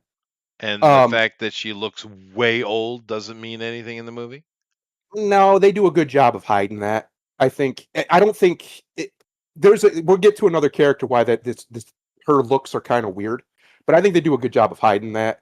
I just don't like the fact that she doesn't adore Superman. I don't like that. I don't think it works. I think the dynamic of not liking Clark, doesn't hate him or anything, but he's weird and in love with Superman, even though it's the same guy. I just think that's a funny bit, and he missed a chance to really lean into it by just jumping right into them being together.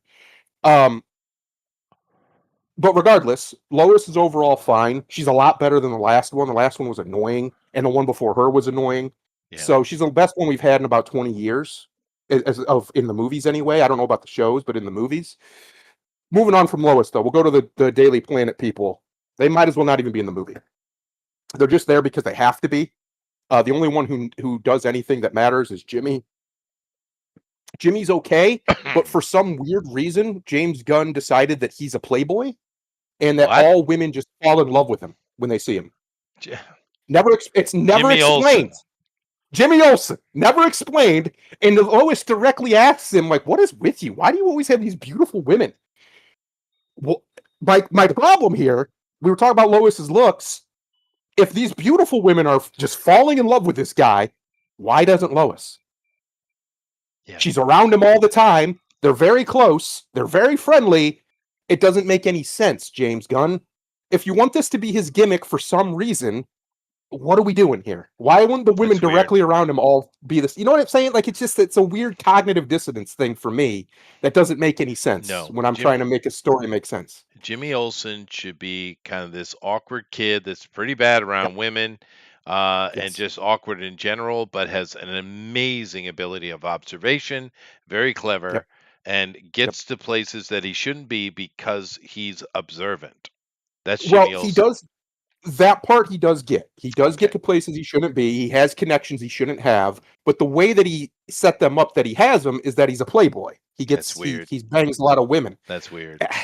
That's just not Jimmy Olsen, and it's never explained because the guy playing him isn't exactly, he's just a normal looking guy. That's not reality. I'm sorry, but it's not. Yeah. Um, so it's very Self strange. insert from Gunn, I think. It feels that's where I was going. It feels like a little bit of his barely disguised fetish. Anyway, the other characters, what's his name? The editor, Perry, Yeah, might Perry. as well not even be in the movie. He basically does nothing. There's a few other characters in there that are just there to be gimmicks and are annoying that are part of the Daily Planet crew. They don't do anything either. They're just there. Uh, that's the breadth and the width of them. The other superheroes, irrelevant. The Don't Justice need to be in the Society. movie. Yeah, they don't. Well, they call themselves the Justice Gang. Well, I say they do. Green Lantern does. There's this weird thing that isn't explained. Maybe he'll explain it later in the Green Lantern film if he ever gets to make it. Guy Gardner is a Green Lantern. He mentions that he works for the Corps directly, Mhm. that he's part of the Corps, and that he was sent to Earth to stop aliens like Clark, like Kal-El, from being a problem because they all kind of believe that that's the truth about the message. Um, but then he works for a corporation on Earth, like as a superhero. They fund the Justice whatever. What? Why would he? Why would the Corps let him do that? The Corps wouldn't let him do that. The Green Lanterns? Are you kidding?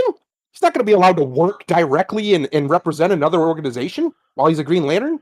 As a Green Lantern, like if he was doing it as Guy, that'd be one thing. But he's doing it as a Green Lantern. Um, I just that was to me was another like what? There's no way that the Corps would let that happen. The rings wouldn't let that happen. That's cheapening them. So that was weird. Other than that, he's fine. Of course, he is. Nathan Fillion is the man. He does a great job. He knew his assignment and he hits it well. But he doesn't need to be in the movie at all. The scenes where they show up and do stuff, they're fine. But again, they don't need to happen. Hawk Girl. I don't know enough about Hawk Girl to know if this is a good version of her or not. She openly kills a man, just straight up. Maybe she does that. Is Hawk Girl a killer? Does she Yep. kill people? Okay, well then fine. She kills the one guy, drops him, picks him up and drops him. Openly, and it's not they don't mince words. He basically gives the line, I know you won't hurt me, you're a superhero, you're like Superman. And she says, I'm not like Superman and drops him. I Um, heard I okay. heard that she was god awful in the movie. She's irrelevant, to be honest with you. The only one of them that was kind of necessary, and it's only for because he's the logistics guy, is Mr. Terrific, and he's terrific. The guy playing him's perfect. He's got Mr. Terrific down. The weird, I don't say weird, but he's a little autistic. He's like really matter of fact about stuff. Um, he's great. So I have no complaints about old Mr. T there. But again, he could have been any character. It didn't have to be Mr. Terrific. It could have just been one of the other Daily Planet people, largely doing most of what he does, except for like the high tech stuff. Mhm. Uh, there's a couple scenes where he does cool stuff, but you could have taken those scenes out of the movie and explained everything else that happened just fine. So they're just there because James is trying to set up a universe. They're not there because the plot demanded it of them, and everything Right. that they do is only done because he needed something for them Well, to do. let me with Hawker. Let me ask a couple questions so I understand which one he Yeah. chose. Um, what is her name? Did they give her a name? If they did, I didn't hear it. She Okay. just goes by Hawkgirl. Is because there's one of three she could be, one or two really. Hmm. She's either the original, which was just a reincarnated Egyptian princess named Right. Chayara, Mhm. or more than likely the one that kind of gets used over and over and over and over again is the Shiera Thal, who is a Thanagarian, and she's Mhm. an alien, and along with Hawkman. And she is absolutely brutal. She is a soldier. She will kill every one of them. Yep.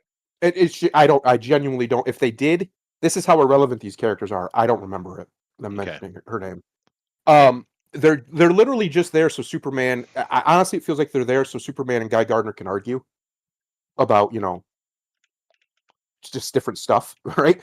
They're there for that, for him to have a peer, I guess. But I don't think you needed that in your first movie with this new Superman. It should have been about only him.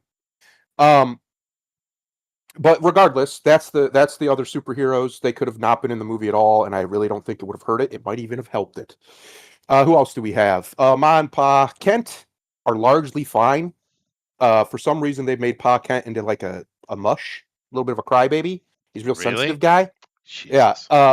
Not in like a annoying way, but yeah, he's just he's older. We know that I've met those men, older men like that. Um, and they have weird accents that are not Kansas accents at all. I don't know why they sound like they're from Carolina, Chester. I don't know why. Okay. That's very Instead very of strange. Kansas. Yeah. Yeah. So okay, fine. He's there. He is a dad. He gets to give him a dad speech, which is nice. So he's not just there just to be there. There is a part where he you know, helps Superman get back to his shit, basically. Yeah. Um, which he should. That's what Paul Kent should do. He's his dad. And other than that, they're largely just there to be there, but they do have their moment, and they're fine. They're fine. Again, the Kents, well, Clark not so much, but Superman when he's being Superman, and then when he's being Kal El, and then the Mom and Pa Kent are mostly just fine. I don't have any real complaints there. Who else is in there? I'm trying to think. That's about it for the cast, for the characters. Uh, Overall, I would give it about a 6 out of 10. I think Corin Sweat's Superman's characterization carries a lot of that. It's really good. It's nice to have Superman act like Superman insofar as he protects life and he tries to do the right thing. Uh, when he gets angry, it's typically in defense of another. It's not because of anything that's done to him, which is very Superman. Uh, the only other problem is nerdy problems. He's way too weak. I know they've Yeah, they weakened the shit out of underpowered him, him, yeah.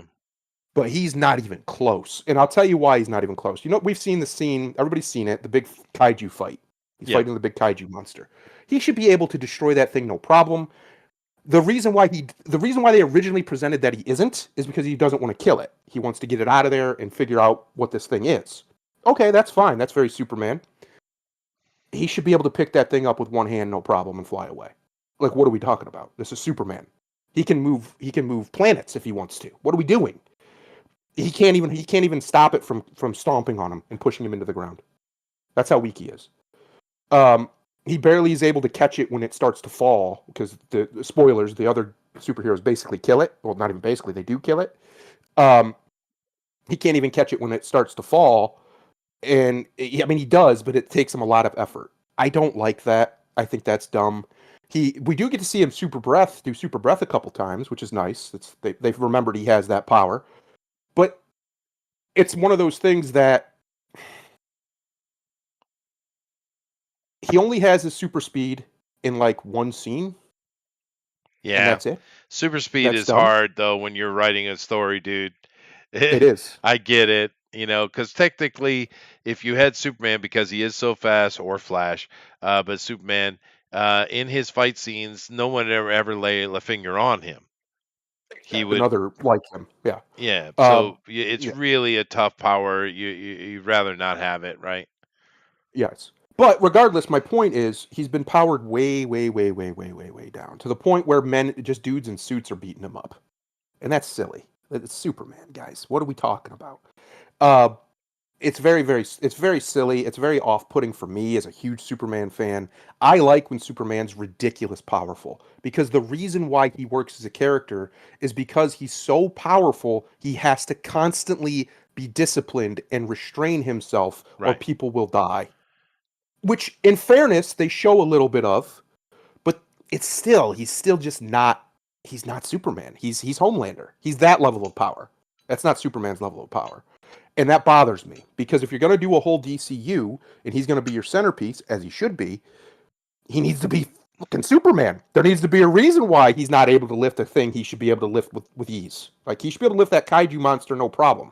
It shouldn't even be an effort, hardly. Just pick it right up, fly it up, take it wherever he wants to. But he doesn't. And there's other scenes where he's getting beat up by things that absolutely shouldn't be hurting him. Far as I know, he punches a normal human right in the face. Looks like he punched him hard as he could too. That would have destroyed that being. There wouldn't have been anything left with that punch. That's ridiculous. And these sorts of things are problematic insofar as Hollywood does it all the time with Superman. One of the reasons why we haven't had a really good Superman since '78 is that they miss on so many fundamental things about the character that it falls apart. Well, it falls apart in the planning stages because you're not making a Superman movie. I really think he wanted to make a Homelander movie. He wanted to make basically, what if Homelander was a good guy? I bet you he even said that at some point to somebody. He did.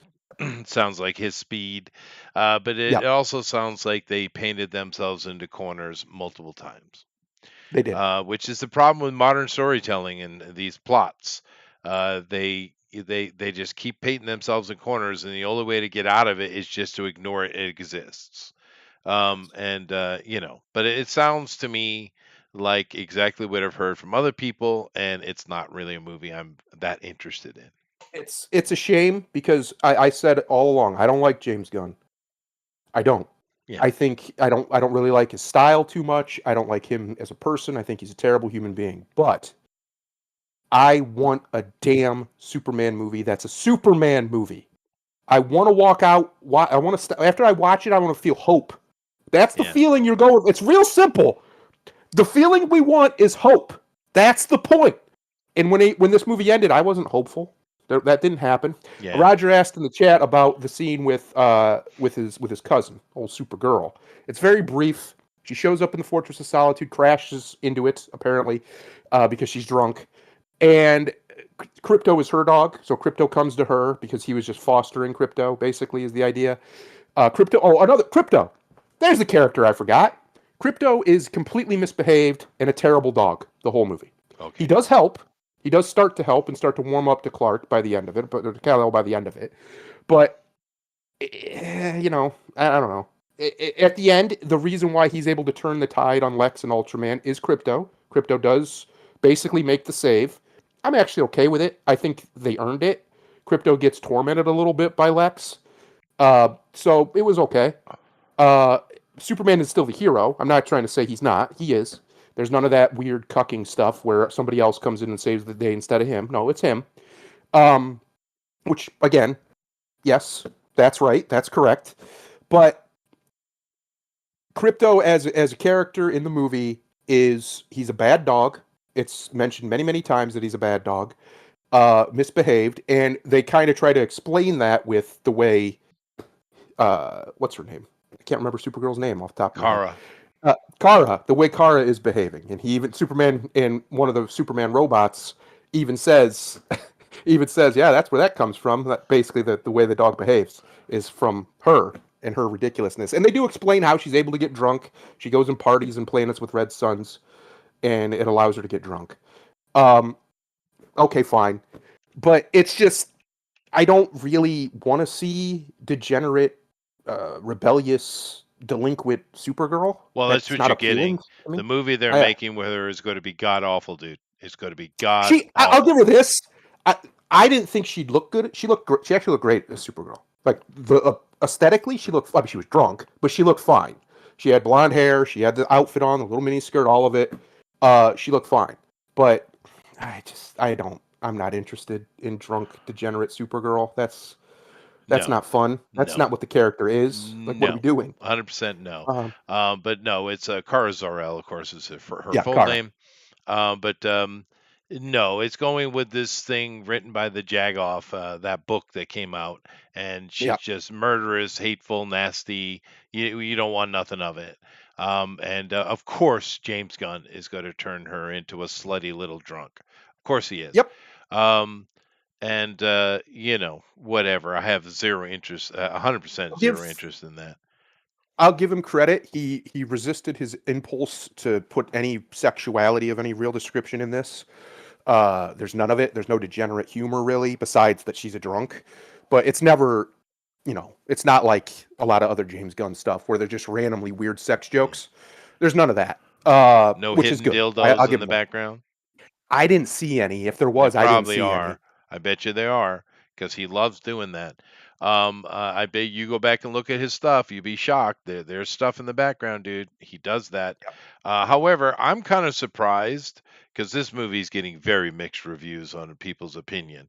But mostly it seems to be sitting around a 5 to 6, which is what you gave it. I'm being How? generous Yeah, and because I that's fine. liked Superman being Superman. Being When he was nice. being Superman, I liked that.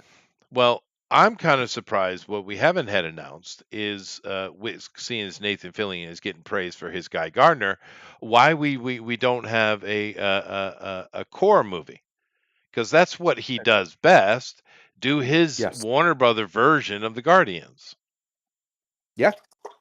Yeah. He I should. mean, he Maybe he should. will. Yeah, he should Maybe he do will. that with Guy Gardner and a few other of the because there are so many members of the core that he Yes. could put in. Some of them are comedic relief. Guy Gardner Mhm. is, but he could do I think, a very successful movie with that because he's good at Yes. that, right? He is. He is. So but I will watch Um, it. I'll probably watch it soon because it is on the finished database. I noticed it must have I dropped think on if you're a Blu-ray. big Superman fan and you don't want to pay for it, that's fine. I don't either, but you should definitely at least check it out. Just because it's nice to see Superman be Superman. to Yeah, be so there's my favorite scene in the whole thing. Him and Lois it's just them talking after their fight. They kind of make up a little bit. Uh, and they're talking, and she had said something to the effect of under her breath, but of course Superman can hear it. Oh, by the way, his super hearing I don't think exists for some reason. Never really talked about, never really uses it, which is very weird. So Lex Luthor's little camp where he's doing all his fuckery is like 10 miles outside of Metropolis. He wouldn't be able to do that. Superman would hear it. yeah, Anyway, uh, regardless, the one scene where he kind of has it is this scene after right when they're having their fight and he leaves and she says something under her breath that I knew this wasn't going to work. And he hears it, but he doesn't comment on it at the time. He comments it later in this scene. What did you mean by that? And she tells him that they're just very different. Um, and what she says is how she describes him as different is you see everybody as beautiful. And I think that's a really good way to describe Superman. That is what he does. He sees everybody as beautiful. He sees the beauty and good in everybody sure. He's because he sees Superman. it from a different perspective. Yeah, he sees it from a different perspective. Because this is why it's so important that he be so powerful, guys. By the way, the reason why that's so important, why I harp on it, is because who cares if a loser sees everybody as beautiful? Who gives a shit? This is a being who could dominate the planet at a whim, but he won't because he sees life as beautiful. That's beautiful storytelling. That's great storytelling. And when you take away his godly power level, it just you lose a lot of the impact of that. You just do. He loses his divinity in a way, his mercy, his righteousness, because he's not. You're not powerful. You're not dangerous. You're not righteous. You're not good unless you are powerful. If you're just weak and can't hurt anything, then who gives a shit what you think? You don't matter. Superman matters because he's near all powerful. He's so powerful. That's why he matters as a character. That's why he lasts forever. True. Is because he's so powerful, but his most powerful aspect of his character is he's kind. He's compassionate. Yeah. He genuinely sees everybody as a Well, beautiful being that deserves a chance to do the right thing. a good example of that actually is it's an old comic book. It's way back when the Justice League is kind of becoming a thing. It's very old because I've been Mhm. reading through the entire catalog of Superman here for a while, and from the beginning. It's a lot. But anyway, Yeah. there's a scene where they're on Themyscira, and because they're trying to escape a thing and they need to regroup, and Diana takes them home, right? Because she's Right. with she's with them, and you know, Superman already knows because he's Superman, right? He can hear things Mhm. and he's aware. Batman knows too, but all the other men are standing on the ground and standing. I think they're in a temple in Themyscira and sitting and stuff like that. And you could tell Hippolyta wants to say something. They draw it in such a way that she's miffed, but she doesn't say anything because of the situation. But Superman never touches the ground; he's floating the whole time. And I think it's Aquaman. I think it was Aquaman, not Batman. Maybe it was Batman that asked why he's doing that. And he went into a little bit of soliloquy, and he basically said, because they have so little, why shan't we just respect their wishes? Yeah. And because he sees them, he has pity on the Themyscirians because they're stuck on that island. There's no men, and they have all their belligerency because they are belligerent. And Yes. Diana is often used to show how, because she is a feminist symbol, she always has been, but Right. she's not a hateful feminist, right? No. And her being in the world, she realizes that men and women together is the way it should be, right? Yes. Opposed to the Themyscirian thinking. But even with that, Superman doesn't touch the ground because a man is not supposed to touch the soil of Themyscira, right? Right. And he, even though he respects it because he has pity for them. It's a Right. good scene. It's a good little panel, a couple panels in the book. It shows the true compassion of Superman. Yes.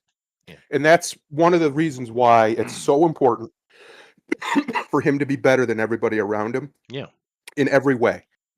Because it's not just that he's physically better. It's not just that he's, has all these powers and can do all these things. It's That's all because he great. does have is why it's It's important. Yeah. because, right, he has everything. He is genuinely the man of tomorrow. He's compassionate, he's Yeah. loving, he's kind. He genuinely cares for people. There's a scene where one of the nastiest things Lex does is he kills a man right in front of him that Superman didn't even really know, but who gave him some free food one time. He owns like a cart, like a food cart. Right. And this is one of the best examples of the Superman effect on the rest of the world. And this guy, he's being basically tortured by Lex, or he's being, threatened by Lex. Uh, to I don't remember what he wanted, but he wanted something from him, and he refused. And he wanted Superman to tell him more about himself and to, reveal his secrets. And Superman wouldn't, of course. And he eventually just kills him right in front of Superman. And Superman cries and breaks down. Basically, he's devastated at just this guy who he just barely knew. Right? He knew his name. That was it. That's Superman. Yeah. That's Superman. It He is. would he would love that guy just that much. Yeah. And that's why I say this is the best on-screen characterization of Superman since '78. He loves humanity. He loves life. He loves, goodness. He's supposed to be that. The problem is what I was worried about is because James Gunn doesn't understand how to do sincerity without undercutting it. Instead of undercutting it always with jokes, he undercutted it with that he's a little bit naive. And I And don't like weak. that. Superman isn't. Yes, he's not that. Superman is not naive. He wouldn't put up with disrespect like that directly to his face from Lois Lane. He wouldn't be nasty about it, but he wouldn't put up with it from anybody. He's just that's not who Superman is. He's a man, and he acts like a man. He's masculine, but he's not a tyrant. Which true masculinity isn't tyrannical. No, Um, it's not. that's what the problem is James Gunn's a feminist, so he looks at masculinity as tyrannical. Sure. And So of in order course, to so many. compensate, he makes him naive and makes him a little Right. boyish, so it's okay. And so many of the classic stories throughout history show that men should be that way, Yes. as opposed to the tyrant. But Right. anyway, cool. I'll definitely probably have seen it by next week, because it is out, and I probably watch it with my wife. But because I am getting on time here, let me take a look at the box office mojo and see what's going on. This Weapons, Jesus, what legs? Holy Go. shit, dude! That's awesome. It's That's still number awesome. one. And it's made a hundred Chester, and maybe. like $20 million. This And thing's look, it's way not in the even in all theaters. Look at how many no, theaters it's it's in. way in the black, Um, dude. that's good. Yeah. And maybe we were wrong, Chester. Maybe it's going to be, and you know what? It kind of happened before. Maybe it's going to be horror movies that corrects Hollywood, gets them back into sanity as far as their budgets. It happened before, Yeah, in they're the always the there. mid '70s. Yeah, Yeah, they yeah, they that's they true. corrected the record a little bit, They showed did. them they don't have to spend outrageous sums of money on these films to make them make money. Maybe it will be. We'll And a see. lot of horror We will movies see. do tend to be indie, so I mean, you Yes, know, so yes, it and makes they sense. still, and some of them make a lot of money. Like Yeah, this is making this tons of is money. They're killing, way in the dude. black. They're way in the black. Yeah, so I mean, good for them, man. And this is Warner Brothers as well. But this is Yep. certainly a lower budget endeavor. But it's killing. We have Jaws, just a 50th anniversary relaunch. Came out, made what, $5 million? Well, no, this is all a lot more than profit now. It's all profit, 5 million. But that's not bad at all. Went out there and took second position this week. That's interesting. Caught Stealing is a new one here. Let's see here. So it made about 7 million. Burned out ex-baseball player Hank Thompson. God, unexpectedly finds himself embroiled in a dangerous struggle for survival amidst the criminal underbelly of 1990s New York City, forced to navigate a treacherous underworld he never imagined. So, okay, yeah, all right, Yeah. fine. No. The Roses is a new one. Oh God. Okay. Yeah, no, Oh who boy. cares? Let's see here. Oh boy. Yeah, Oh, Fantastic Fantastic Four. Four. Oh no. Yeah, this is 250 No, no, million. no, no, It's no. still 250 million dollars in the hole. Spend too much money on these movies, you dumbasses. Yep. Superman. Let's see how that's done. 300 million. I don't even think this made its money back yet. Nope. And it's No. how long has it been? Since over a month. Week. So Yeah. it's Yeah. yeah, So eight yeah, weeks, let's see. Mr. 2 months. Nobody, unfortunately, wasn't making any money, and it hasn't made money yet. It's still in the hole for sure. Yep. Yep. Toxic Avenger. Now, this is, of course, where James Gunn comes from, Trauma. Um, and Toxie has always been a bit of a fun, tongue-in-cheek classic hero. This one decided to take Peter Dinklage and make him Toxie, and it looks stupid. Yep. And that's me saying that it looks stupid for a Toxic Avenger movie, which intentionally looks stupid anyway. It's kind of the shtick of it. It's dumb, brutal, vulgar. It's the whole point of the thing. But it looks so dumb with him as Toxie dude. I mean, normally Peter does a really good job because he is a good actor, but he does a good job of kind of fitting the character he's playing. But he just looks like a dwarf in a costume. It's bad, Yeah. dude. It's really bad. And they did promote this. I saw even advertisement for this in Japan. So they spent money to try to get this out there. And it made $1 million this weekend, which I'm sure it cost what at least 50 million, right? If not $100 million to make this movie, because of Peter Dinklage. But I'd say at least 50. So I am. Oh, I don't even know what to say, dude. Um, and then I think we just have some crap over here, a little prayer, uh, yeah, some kind of little drama. Some of these I think are just movies to salary movies for to get people paid. Okie dokie. Yeah, this doesn't look interesting, and these haven't made any money at all. Just no money at all. Yay, black people drama movie. Everyone go run and see it, especially the black people who will never go. Um, Although black people do go to those Medea. Have you ever seen a Medea movie? I've never watched a I single haven't one, but they either. make Yeah, they make money. they He puts them do. out. So the black community must like them. Cool. I've never seen one. There are literally dozens of them. So but once again, this has been a shit summer, dude. A shit Yeah. summer. Where it looks like Superman's going to be, well, actually, Weapons looks like the big winner, as far as comparative money, because Superman has not Margin. made his money back. But it looks like Jurassic Superman, World, maybe. What's Jurassic World at? yeah, it did Where make some where money, but it looks like Superman's going to be the win of the year, though. Grimlock in the chat. Yeah, that's true. I am saying that, Grimlock. That's But funny. it just looks bad. It looks wrong. I mean, because like I said, Peter Dinklage is usually pretty good. He's a dwarf. We all know it. But he's usually pretty good at finding his space inside what he's doing, right? He's usually pretty good at selling himself that way. He's good at it. But Toxie looks bad, bad, bad, bad, and it doesn't make any sense. I don't even know why you would hire Peter Dinklage to play that character.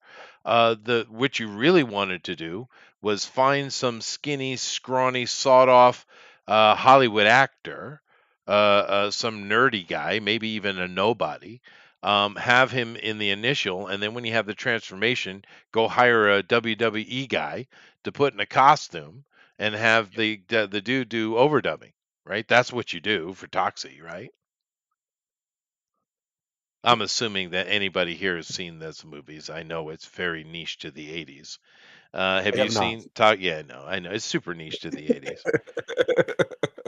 It I was born in is. the 80s, Chester. It wasn't my decade. Well, no, but meaning you weren't. Oh, that's an adult film. You weren't old enough. But Yeah. it's just some things belong where they were. They work there. And then as you get older, like for instance, I would never go back and watch The Toxic Avenger again because it would just ruin it.